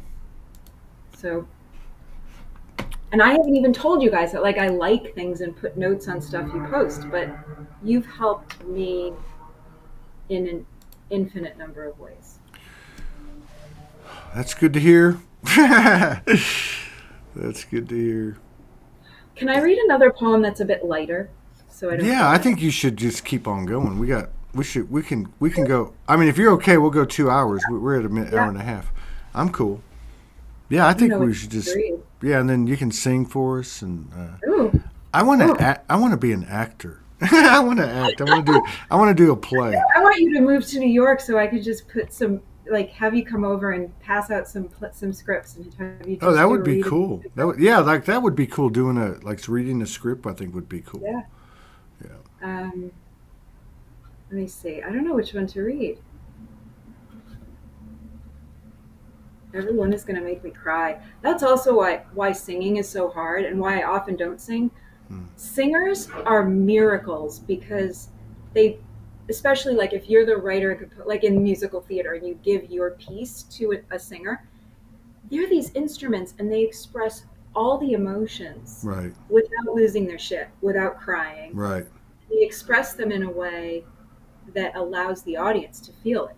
Right. So if you're like talk about channeling, it's Right. like it's materialized sonic channeling. Right. It's like waves, it's literal sound wave, and I can't I can't do that. But and I used to like berate myself for it. I had such shame around it.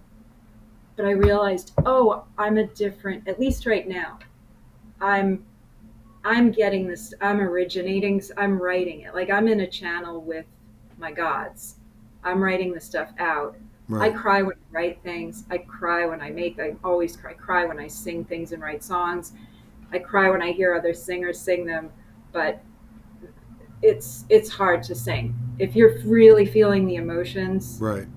It's hard to not because you can't like cry. You have to do something with those emotions. You have to shape them Yeah. so you don't lose them, but you have to shape them in a way. Anyway, I don't know if we'll be able to sing, We'll but see. yeah. What? Okay, when I became this creature. So this is about. Okay, I'll just read it first, and then a few questions. When I became this creature requiring care. When I became this creature requiring care, I panicked and howled. What did you do when you perceived the distance you'd come to navigate? Denied even a primitive tool like daring to comprehend the source of thunder. Wow. So That's a. that's basically birth, or like when the soul becomes human, this sense of, oh my God, I'm in deeper shit than I Well, thought. that's the thing about like what you're talking about, the walk-in. So Yeah, it's weird yeah, because you have two different ends of the spectrum. So you have yeah, this one. Okay, so okay. Let's say you have four pieces. You have the human best and the human worst, and you have the soul, two pieces. One, the soul has been watching whatever orchestrated and says, okay, I'm diving in now. I'm going to be spirit in the flesh. yeah, And then you get in and you go, holy shit, what the hell's going on? Now, the human, you have, this is drudgery, get me out of here.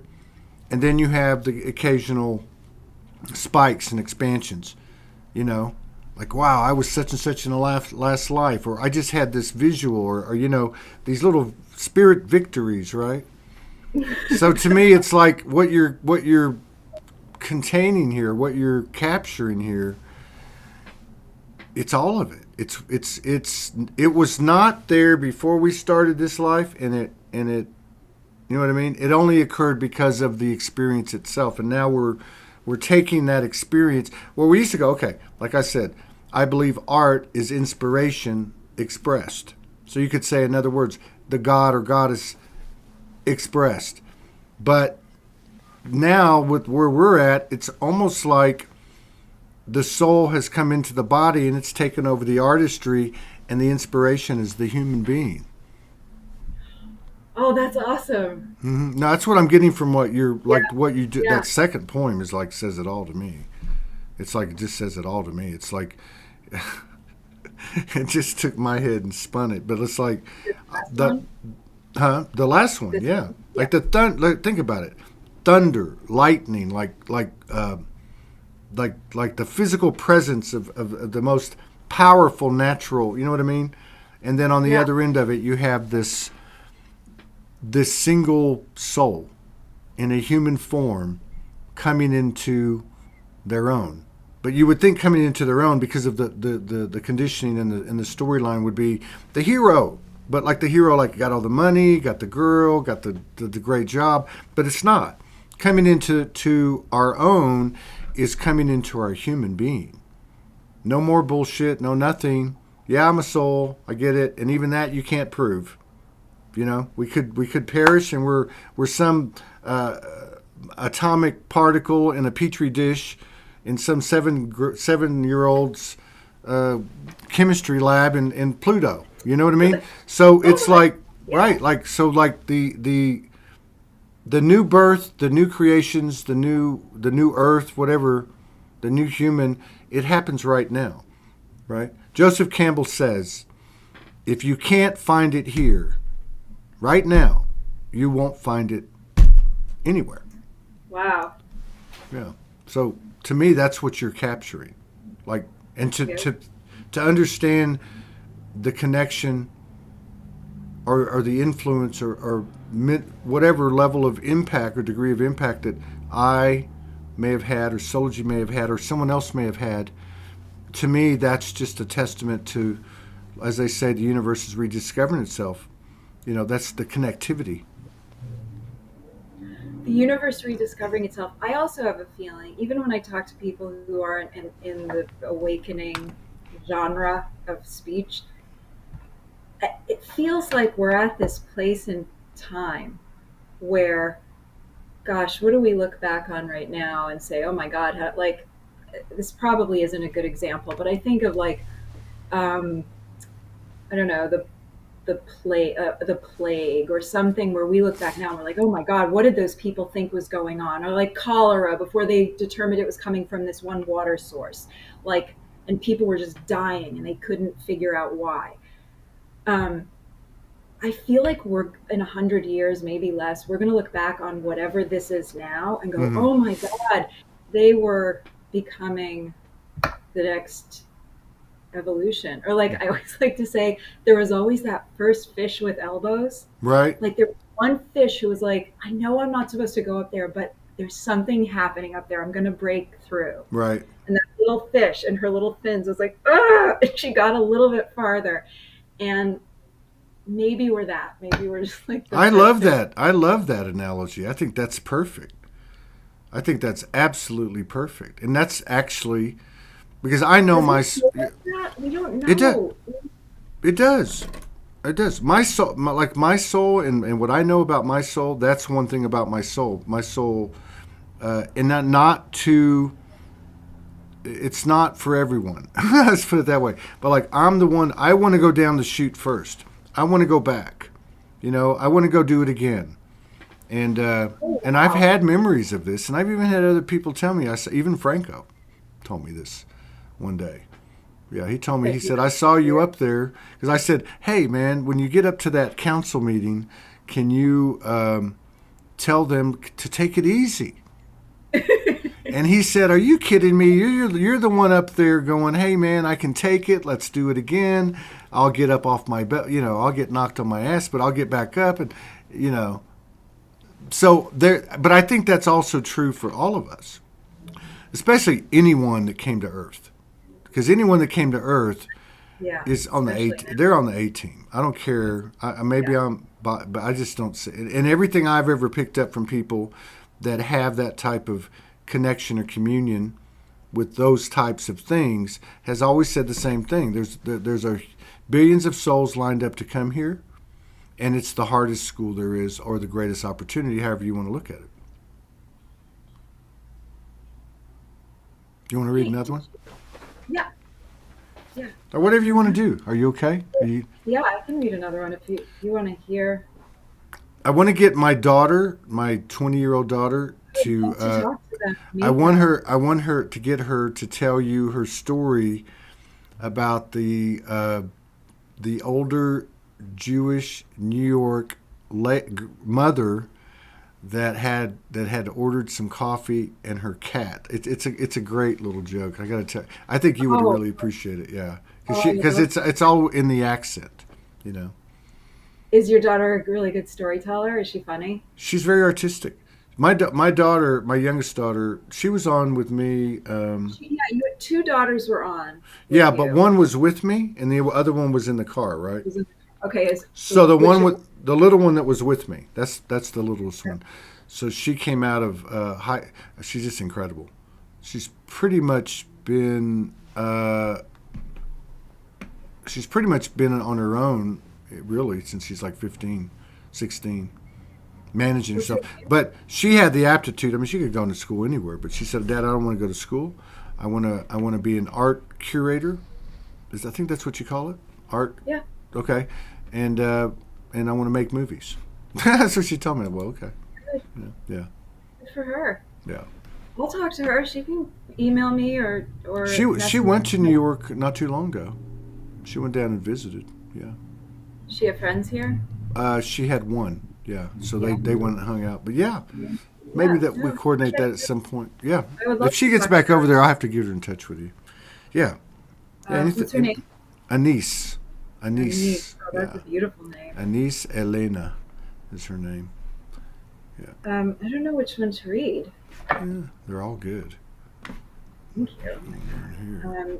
I have some that are just really kind of, let me see. Which one should I read? Which one should I read? Which one? Phoenix. You'll like this one. This is kind of a hero's journey-ish thing. Yeah. Phoenix. You defied a giant to be here. You lowered the bridge without waking the dogs. You charmed guards and crossed the length of the great hall in under a minute. When you passed his open bedroom door, he stirred, and progress halted, and you were grateful for the time saved in the hall. At his exhale, you took advantage of the wind and continued to the staircase you came to descend. Now at the molten core, you dive in without a splash, and from limbs to fins to feathers, ascend. Wow. That's. I love the whole paradoxical thing too, like the inverted. Yeah, because like we were talking about earlier, people get scared of the word. Or you could say people get scared of the word narcissist, or they over-identify with the word empath, right? Uh, you can actually bring like a victim and perpetrator, or victim consciousness and narcissist, or empath and narcissist. You can actually bring those into the field together. Well, you're zero pointing. That poem is zero pointing to me. You're I think it's how you know something is a truth. If there's a paradox present, it's true. right. Yes, because it's not one of the polarities, right? Like Right. that's Right. so true. Like that's such a good, yeah. And even like listening to what you're doing, you're creating a 0 point, like a little vortex, a little portal, like a Hopefully. little opportunity. It's almost like a magic ball, right? And that's why, if I, like my daughter Anise, when I was telling you about, when she was a kid, 5 years old, 4 years old, 6 years old, she's always watching. She would play the video games. She was the youngest one in the family. She beat everybody at any game. But she would watch these cartoons like SpongeBob, Cat Dog, Courage the Dog, and the reason she would watch them is because of that. She was able to see the irony, right? The paradox, the intelligence of it, right? Not only was it funny, but it wasn't from a kid, thing. It wasn't like watching the Flintstones or Bugs Bunny, or there could be an argument made, but these were like there's one called Robot Chicken that they run. Mhm. That's got that type of, or Midnight Gospel. Uh, Seen that, but it's yeah, these just are, where they play with the animation off of dialogue from a talk show like this. We're going to be playing with some of this with our animation, but yeah. So it's like you just flipped everything upside down and made it work. I guess that's what I'm saying. You're not ascending into this golden pearly gate. You walk out there thinking you are, and all of a sudden you're descending into molten lava. And it's beautiful, right? It's We have beautiful. to, and it's really tricky. I mean, the thing about victim and perpetrator being one, it's tricky because the me who was working for that doctor, Yeah. that's not the time to zero point. You have to get No. out. No. He was wrong. Like there, Oh, and I want to like. There's that truth too, and a yes. lot of uh, that's true too. So, if somebody punches you, they're wrong. You Absolutely. know what I mean? Absolutely. I just like to say that, but Yeah, I think what it is, is we're reaching a level now where we've been given enough information. We haven't expanded enough awareness to get the fuck out of victim consciousness because everybody has been subjected to the same thing and yep, everybody is a victim. And yep, everybody's an empath and everybody's a narcissist. But now this is all being explained at the level we've been at. So now we come up here. right, And so we're being asked to take this space that we have embodied and anchored and convert our perspective, which is really our reality. And so it's kind of like what I hear is time's up. No more excuses, you know. You know what I mean? Time's up. Like what I went through with the whole thing, going to Houston, going to jail, getting transported. That happened to me 10 years ago. 10 years ago was the beginning, like the bookend, right? Like you get into it and you go, what the hell's going on here? I mean, this isn't right. This isn't just. And then you begin to understand. Doesn't matter how you got here. What are you going to do with it? Are you going to alchemize it? Are you going to stay on the pity pot? So then I go through it again 10 years later, and I think that's a microcosm of what I just tried to show that's is amazing. here's a something that on the surface looks like the same thing that's occurred. It's victim, victim, victim. It's unfair. It's untrue. It's all this stuff, right? But I never even went there. I just stayed up here, put myself in the body, and said, what am I dealing with here? They can't hurt me. They can't kill me. And the worst part is the linear time. Like it's going to take 6, 7 days. And I know I could make this feel like 6, 7 weeks, or I could be present, talk to some other inmates, write, read, do something, right? But not be mired in the muck. And I think that's the difference. So the other way I would draw the comparison, because you're right. You're right. You cannot tell someone to hurry up and get over their grief. You can't tell somebody to hurry up and get over whatever. But it's kind of like boundaries. That understanding with the situation that you shared with us, you had to put up a boundary. You had to say, whoa, this shit ain't going to work. And now you go through life. At some point, that boundary goes away. Because you can't be in this area up here and anchor into here if you have boundaries. Yep. Because your boundaries don't exist up here. And we're trying to bring them down here. So whatever you got to do on an individual basis, and I love the way you do it, and all of us have our own way, that's where the work is. And when we do the work, then we can allow this stuff in there and all the victim consciousness, all the projection, all the over-identification as an empath, the word and frequency of narcissism, all these, the forgiveness won't even be a word because there's nothing to forgive because now we've applied all this up here and brought it down here. I mean, this is, but to me, this is really like you represent, and the people that come on the show and the people that we interact with represent to me the real work. And I think we've gone too far underestimating the work we've done and the work we can do in the present moment. And you know what I mean. But, God, you got me all fired up now. This is awesome. Can I do one more poem that you just reminded me of? Yes, do it. Yeah. Yes. I haven't shown it to anybody. I haven't read it to anybody. Really? I wrote it last week Mm. because I've been through a dark night recently. Really? This is what came out of it. And Okay, I'll just read it. It's called When It Came Time. I was fortunate. I witnessed my elders grieve. So, when it came time for my initiation into those waters, shocked as I was by their brutality, when the undertow came, I gave up. When my skin scraped the ocean floor and shredded, I gave up.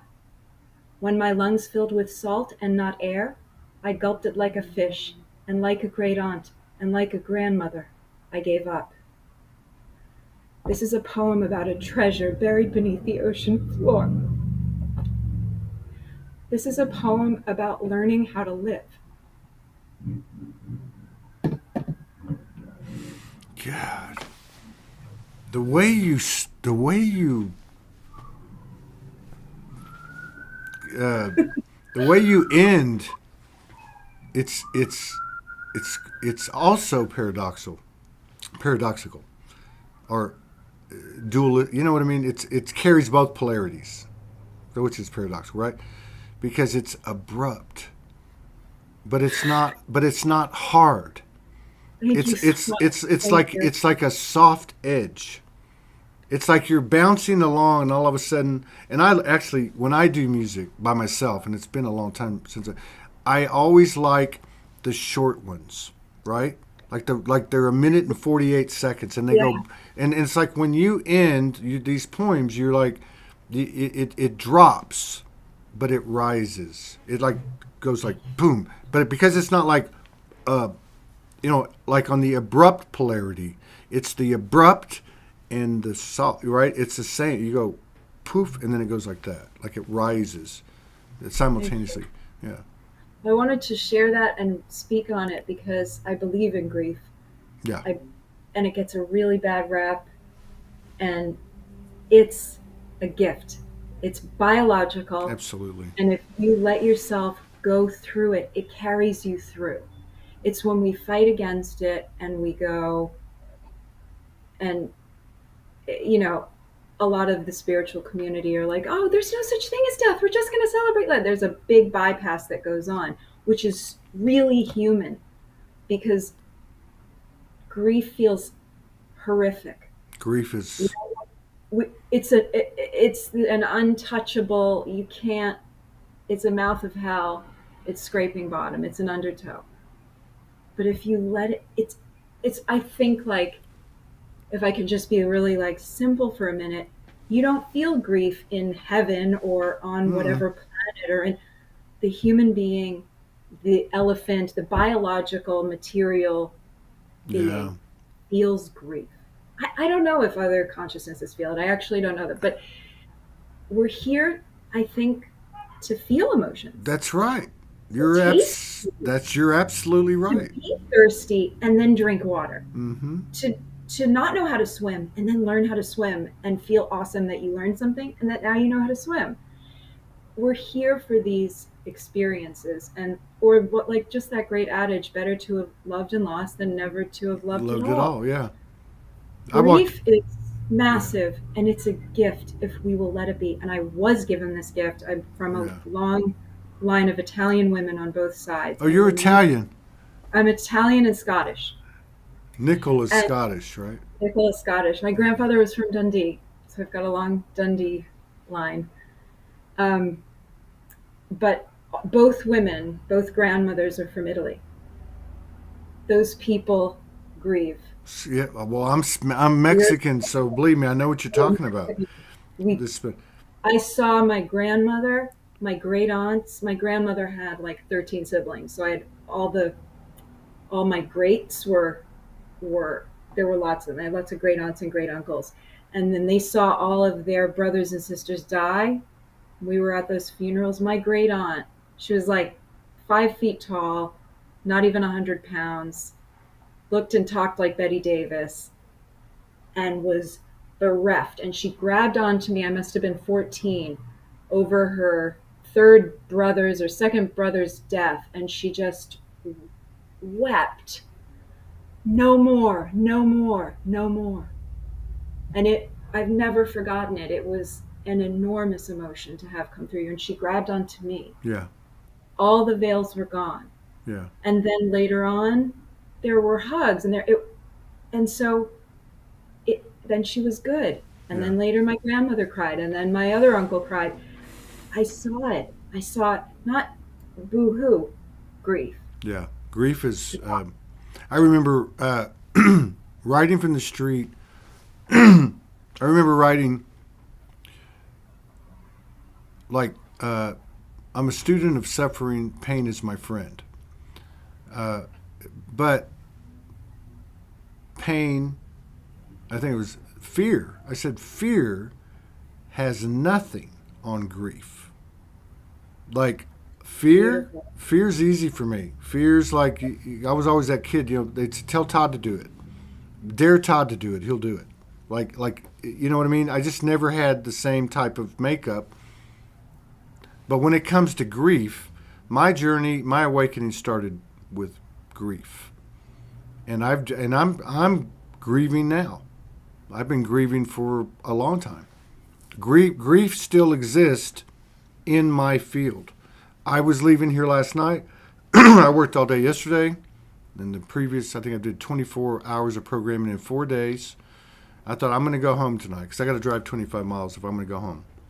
So I Oh, thought wow. I'll go home and I'll get a burger and a beer or whatever, and I'll just go home and chill.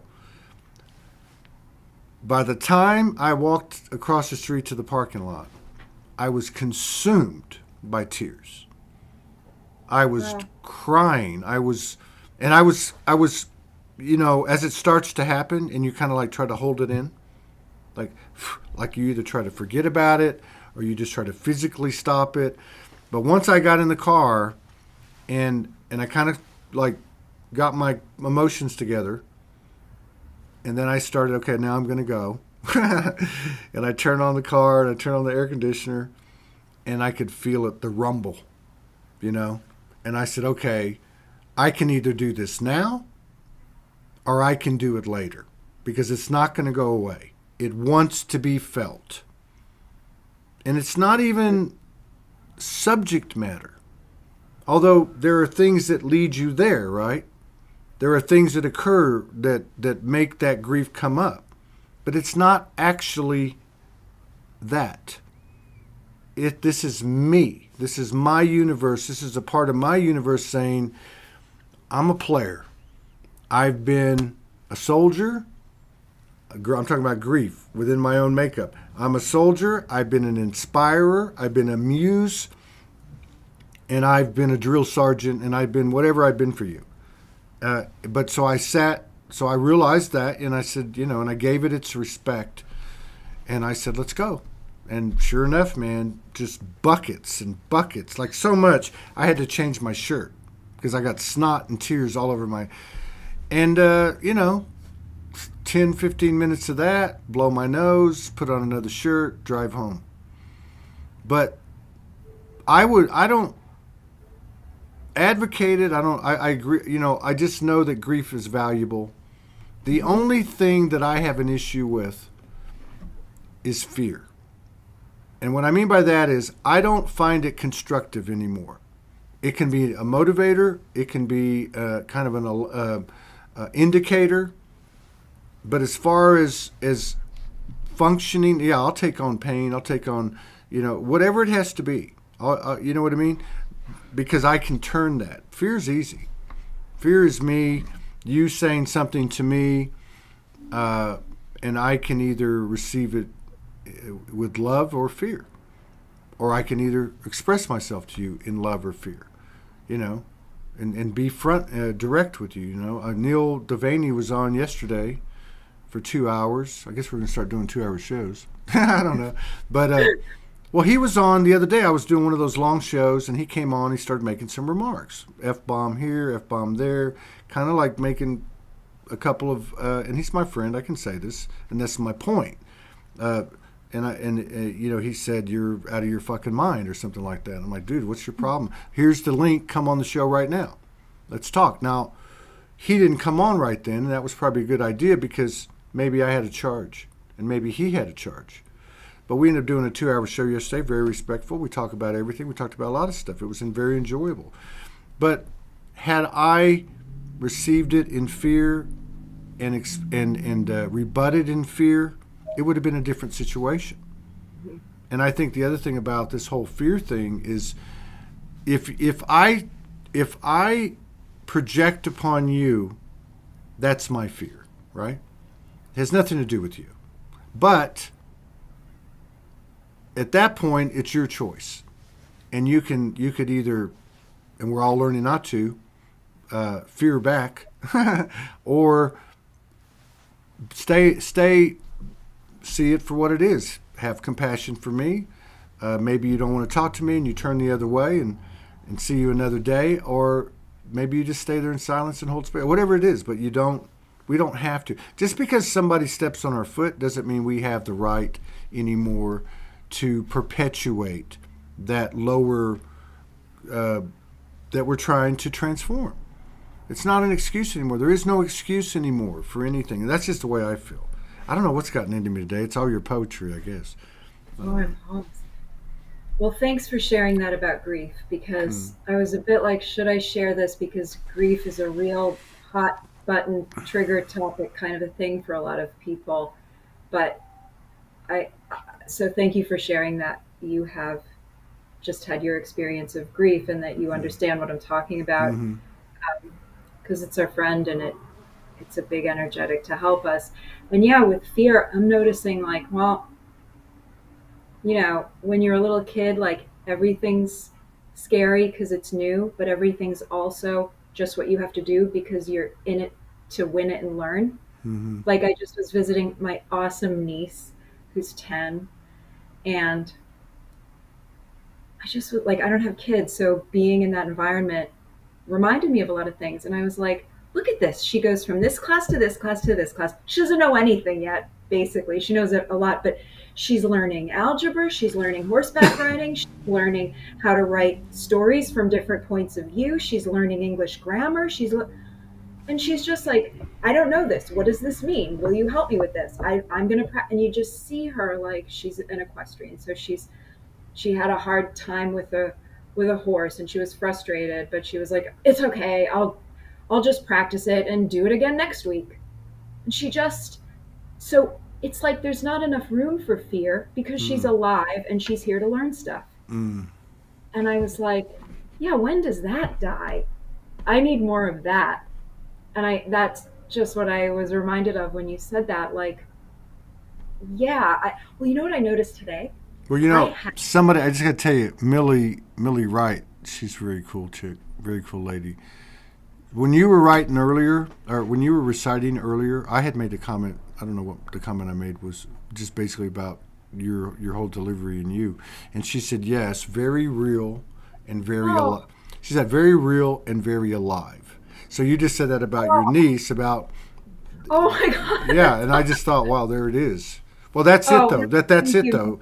That's That's awesome. it. But Yeah. isn't that it though? Like, that's Yeah. it. Look. It's like Joseph Campbell said: if you don't get it here, you won't get it anywhere. Meaning, the whole chase, the whole thing we've been chasing innately is life itself. It's just to be gracious and you know what, and be fully in this, right? Like fully in it. That's that, and fully in it is composing these poetry, right? Or reciting this poetry, or telling the story, or all the above, right? Have you ever had this feeling of it's like a grace that comes upon you? And I think I had it recently in this very deep grief and loss that I experienced. Of you can't always hold on to it. Everybody's going to know what I'm talking about mentally, but to be in it and feel it, Mm-hmm. where you're so grateful to have lived a life. You're even grateful that you felt like shit today or that like you got in the fight with that person or that person hurt you, like this thing that was the worst thing or this terrible loss. That's one of these treasures of grief. If you don't spiritual bypass, if you drop down and lock yourself in the car and bawl and sweat all over your shirt, if you let that self out to develop, there's this thing that happens where you're like, oh, all the mystics weren't lying. Like, I would do it all again. Or, Yeah. like, that's the, like, because when you're in that, oh my God, grief thing, there's a part of you that's like, bring him back, bring her back. What could I have done? Whether it's the grief of a physical death of a loved one, or death of a relationship, or betrayal, or any of these things that go into grief, death of a pet. Um, there's this wild part of you that's like, I'll do anything. I'll make a Faustian bargain. I will make a deal with the devil. Just get this, get it back to where it was. I'm sorry I didn't appreciate it. And there's this other part of you that's like, no, this is what I signed up for. Mm-hmm. Or it can't go back. Oh my God, I'm just left with it. And then you're scraping, you're scraping, you're scraping. And then this thing happens after the grief. You're like racked, you can't breathe, you're the not making noise kind of crying. Yes, You're yes, like, where you're like, I might die. Like, am I going to die? This is yes. how people die of a broken heart. Oh my God, it's not a metaphor. Like, you're just like, well, fine, take me. I don't want to be like utter despair. And then you wake up and you hear birds chirping Right. and you see the sunrise after the flood and you see a butterfly go by. Now that we're in 5D, literally, you see this crazy shit happening that used to just be in fairy tales. And you go, thank you so much. I actually love this pain. And then there's the way that that can get super twisted and you can really start to just love the pain. And that's not what I'm talking about. There's this sweet spot, though, where you're like, oh my God, I've been alive to, I have loved someone so much that, and someone has been loved so much that another human being feels this when they go. No, that reminds me, Nora Ephron, an incredible screenwriter who wrote When Harry Met Sally Yeah. and You've Got Mail. She died a few years ago, and she wrote in, I think, a collection of essays or said in an interview, when I die, I will be back watching. I want everybody weeping. I want people on the floor missing the shit out of me. I want everybody a mess. If you're not a mess, I will haunt you, or something like That's that. hilarious. Like, great. That's And hilarious. and I'm just like, I don't know. That's the other. I don't know. You know, it's something crazy too. I just thought of too, because again, you said something right now, and I can't pinpoint it.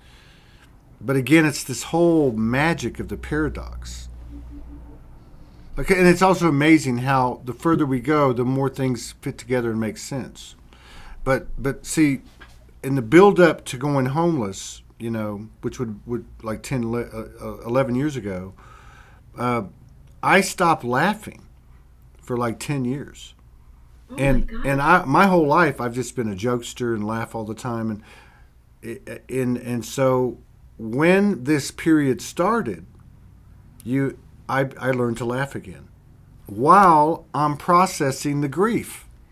So when you were saying, like, this will happen or that will happen, I remember too, one of the cathartic things was laughter.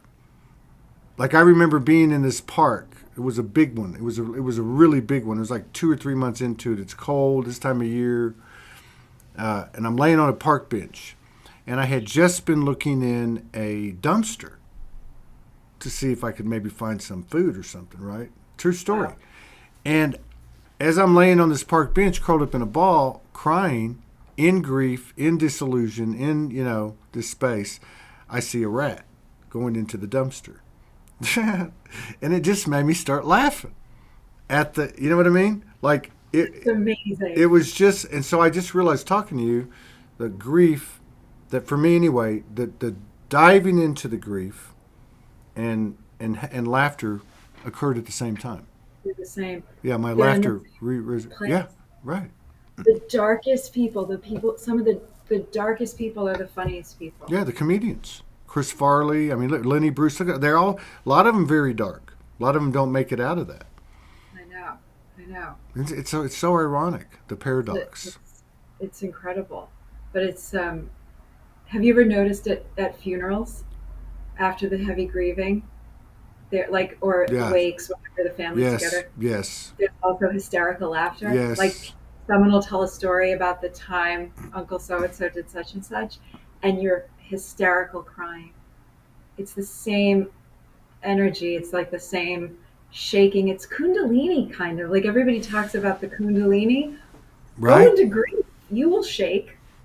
You will be aware of every chakra and then some. My Kundalini was going off last night in that car crying. I And guarantee the, it.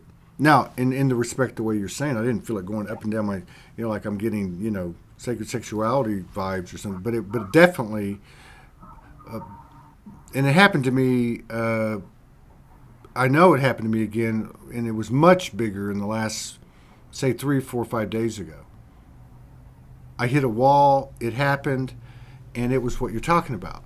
I was like laying in the bed, and I was just like, it was all coming out, and then I got up to get a water, blow my nose or something. Then it just became this giggle kind of thing, right? Like wow, I feel good now, or like I'd taken a pill or something. It was funny, but yeah, you're right. I think that's exactly what it is. And of course, I knew at the time too, which I haven't been aware of. I've heard people talk about it, but I could actually feel the releasing and the transformation in my body.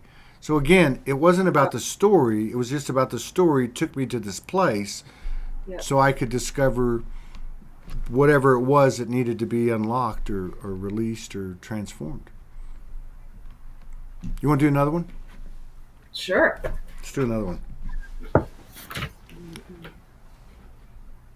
If we can handle another one of yours, we'll all be crying pretty soon.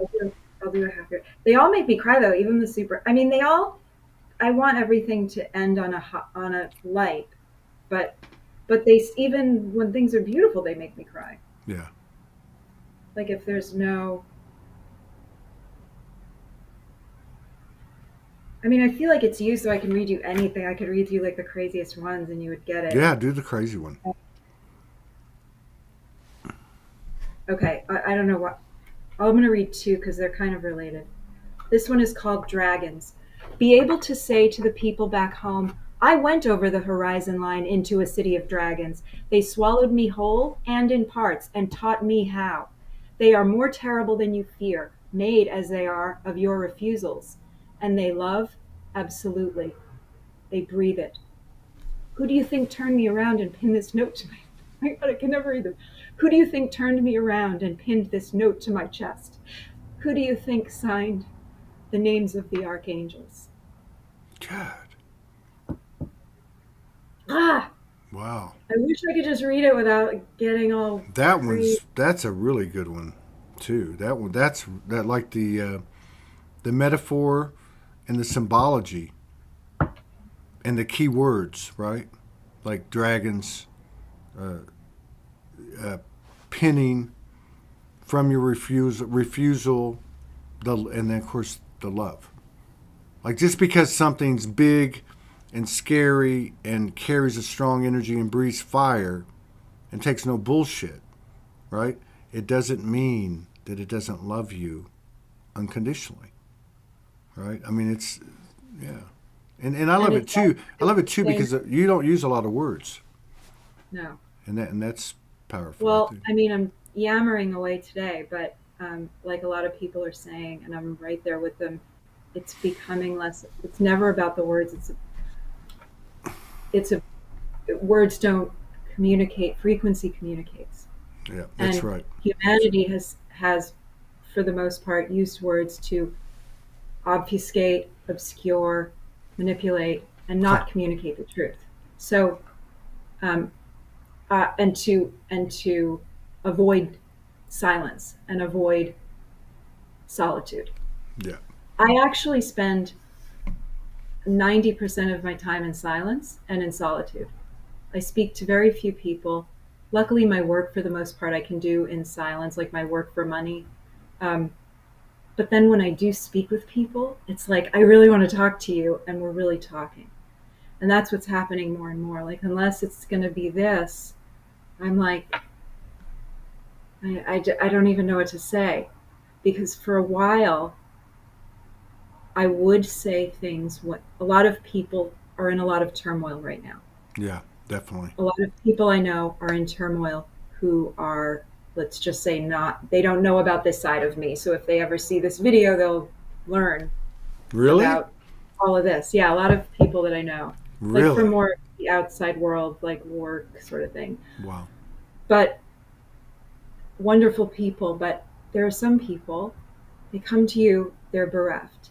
And I think maybe I'm learning how to talk to people in different ways, but to come to me with help, I will then give my help. And it's like not heard, it's not what they need, it's in a different language. And so I need to take a step back and go, well, I can't, I don't, we're far apart now. I'm not the help that they think they need. They just wanted company at dinner. Right. But that drains me now. I Right. used to do it. I used to think it used to be something I semi wanted to do. I don't want to do it anymore. I think that's one of the things we're coming to Yeah. is where we and okay, so like we're coming to this spot where we're in every moment we're very sensitive to our to our vibration, and now something's happened where we can actually extract ourselves from a situation or say no or say yes or whatever, and because the most important thing is our present vibration. So it's kind of created like interaction issues because how do I get out of this without creating a story that I shouldn't have to go because you're imposing on me, or I should, Totally. you know what I mean? 100%. Like, so you go into this whole thing, or you create it with the person. So there's that conflict. But I think what's happening now, we're actually going, hey, I mean, this is to me the one of the bottom lines. We've all been through the same thing. We're all victims. We're all perpetrators, all narcissists. But as a whole, coming into this realm, we made the choice to come here. That was our first exercise of free will, or our last one, coming into this place. Okay, a free will that we never lost. Now, we agreed to come into this, as some people like to say, this fuckery, or whatever you want to call it. Okay, so if we all came in and were subjected to the same thing, that means we're all the same thing. So there are no victims, which means then there are no narcissists. Okay? There are no perpetrators because there are no victims. There are none, zero. It's over.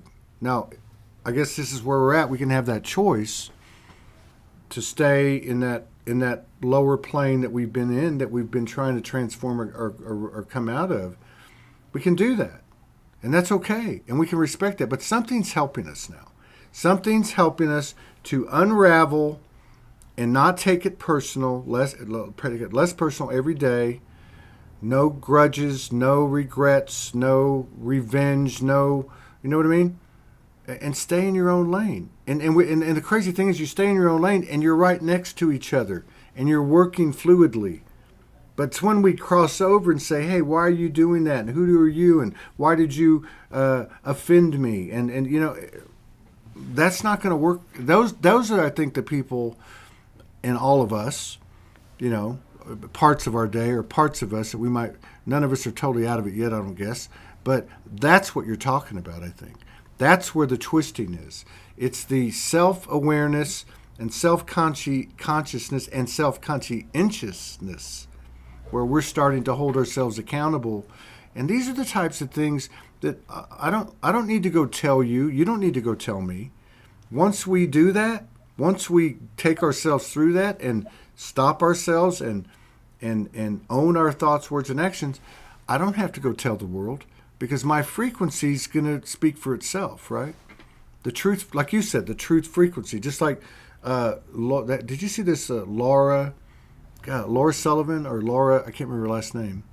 She's on YouTube. She was on a couple of weeks ago. Laura Mitchell Music is her thing on YouTube. Well, she came on and we talked, like you and I. And then she pulled out her ukulele. She was a jazz performer, 20 years, accomplished vocalist in England. She has a wake up, and I don't know if I got all the details right, but she decides, I'm not doing this anymore.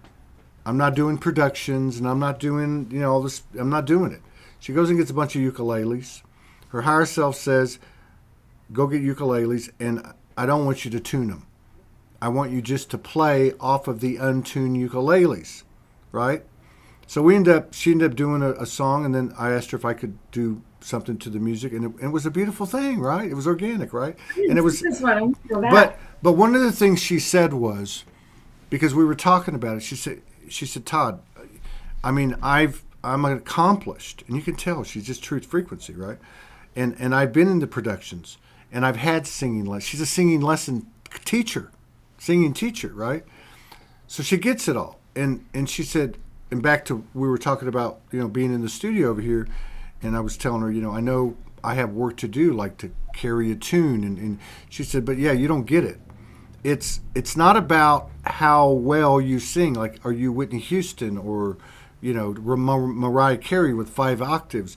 She said it's about being present. And that presence, like when you're reading your poems and you cry, that's presence.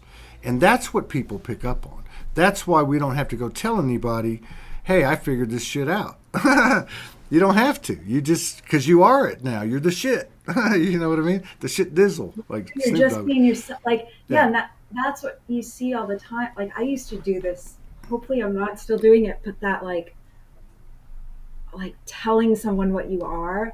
I mean, you see it a lot in the Yeah. arts because everybody's got to like get themselves an audition and talk. There's a lot of the networky stuff in New York and all the fields, but like, I was acting for a while, and you're just always like, I'm an actor, and I'm an actor, and I'm an actor, or I'm a writer, and are you a writer? Are you a producer? And you learn to develop that muscle, which always felt so foreign and weird to me, and I wasn't great at it, but I was like, I can learn how to do this because this is what you have to do. This is what you have to, and you end up then growing out of it. It never works for me because it is authentic for some people, and that's why it works for those people, because it's the truth and the authenticity, I think, that really works in what's called networking.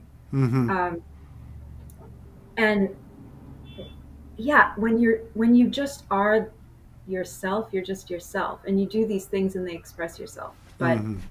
you're not having to, I'm not, you don't have to tell people. You Yeah. have to tell people your resume or something, like, Well, I if mean, you're going to yeah. play an orchestra, what is your instrument? There are certain plot points you have to give people, but Yeah. not as many as we thought. No.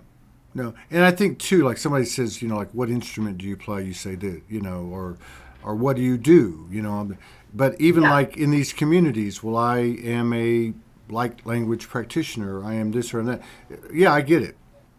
But it's more of like I have this saying to myself ever since I hit the street, as I was examining my own words, which is what we're doing now, right? But it's like it's self accountability, and I would say to myself, Todd, who are you trying to convince? Them Yeah. or you? And I used to tell Yeah. the story a lot. I was a national director at Home Depot, and and I would tell them I'd be on the street, and I said I was a national director at Home Depot. And then one day I just That feeling. it dawned on me, and it went, why are you saying that? You're homeless. You don't have a pot to piss in. You've had this awakening. You're a soul. Why do you got to say? But it was really, and I think this is what we're experiencing a lot too. A lot of the things we're doing are like second nature, natural reactions, or let's say seemingly natural reactions from the conditioning, the reactive nature we've had through the conditioning, the probing and the prompting that we've received, the poking or whatever you want to call it. But yeah, very cool, man. I'm digging it. I can't believe we talked 2.5 hours. Oh my God, it was 2.5. That's So- what you got for talking to somebody who doesn't talk to anyone. Where does your sister live? She lives in Colorado. Really? Yep. I'd like to go to Colorado. I've been thinking about going to Way up on the Colorado mountaintop. next time. Well, yeah. Tell her if you guys want to come on together. Oh, I will. Yeah. See if she's she wants to great. come on. Yeah, we'll mix it up a little bit. We had a lady come on last week, and she started talking about her husband, and she's talking about her transformation. And Jenny Schultz. Anyway, she just talks about her transformation. She got in a car accident, spinal injury, all Oh, this I saw stuff. that. I Yeah, you saw saw part of that. that. That Well, you remember she was like, talking about her husband, like he was kind of like Darren to Bewitched in the beginning of it. Because I said, "What'd your husband think?" Well, he said, "If it works for you, it works for you." And now oh, I didn't hear that they're part. I both didn't get doing that. yeah. Now they both are becoming practitioners of the frog venom, the animal medicine that you Oh, know. It's like wow. and some other yeah, but yeah. So anyway, I had him on like a couple 4 days ago, and then I said, "Why don't you get your husband?" And they're coming on Monday. So waste no time. Yeah, Yeah. if Yeah, your no, sister's interested, yeah, yeah. anything new, anything that can just be fresh and you know what I mean, and real time. You know, real time people just being human beings, divine human beings, we'll say. Divine human beings. Thank you for all this time that you've given me today. I didn't pay attention to the It's time. You're right. organic. It was organic. It was natural, and I've always had this thing where I'd like to do some long play. You know, some long play shows rather than 1 hour. Like yesterday, I did three in a row, and then I had a 1 hour break, and so I did 5 shows and 4 shows in 5 hours. But sometimes you want to just extend it. You know. This was perfect. I had I nothing think planned today, yeah. so this came in. Well, we Yeah. really appreciate it, everybody. This is. Let me just go back over here since we had it up. Oh, where am I at? Here it is. Uh, yeah, this is Lisa's website. So it's her name, lisanicoll.com. Um, Yeah, that'll get you there. And yep. there's a lot of cool stuff there. And yeah, So much. That's really nice of you to take the time and take the time again on here with me. And right on. thank you, Well, everybody, for one, listening. and we'll do it again sometime. Yeah, I Uh, hope so. Thank you, everybody. I know Serena Smith's going to come in. I'm going to put up a post. It's 2:30 now. I would imagine we'll go on the next hour and a half or so. We have a show at 6 o'clock, which is in what is that? 3.5 hours with a couple from Australia, which ought to be very interesting because they've been together quite a while through all these fluctuations, and they have children. I want to thank everybody for your continued love and support and contributions that allow us to keep doing this every day. It's good to be back in the saddle. And peace out, Lisa. Best to Thanks, you. Todd. All blessings to you and yours, and best on the situation with your family. We'll see Thank you. y'all You after. too.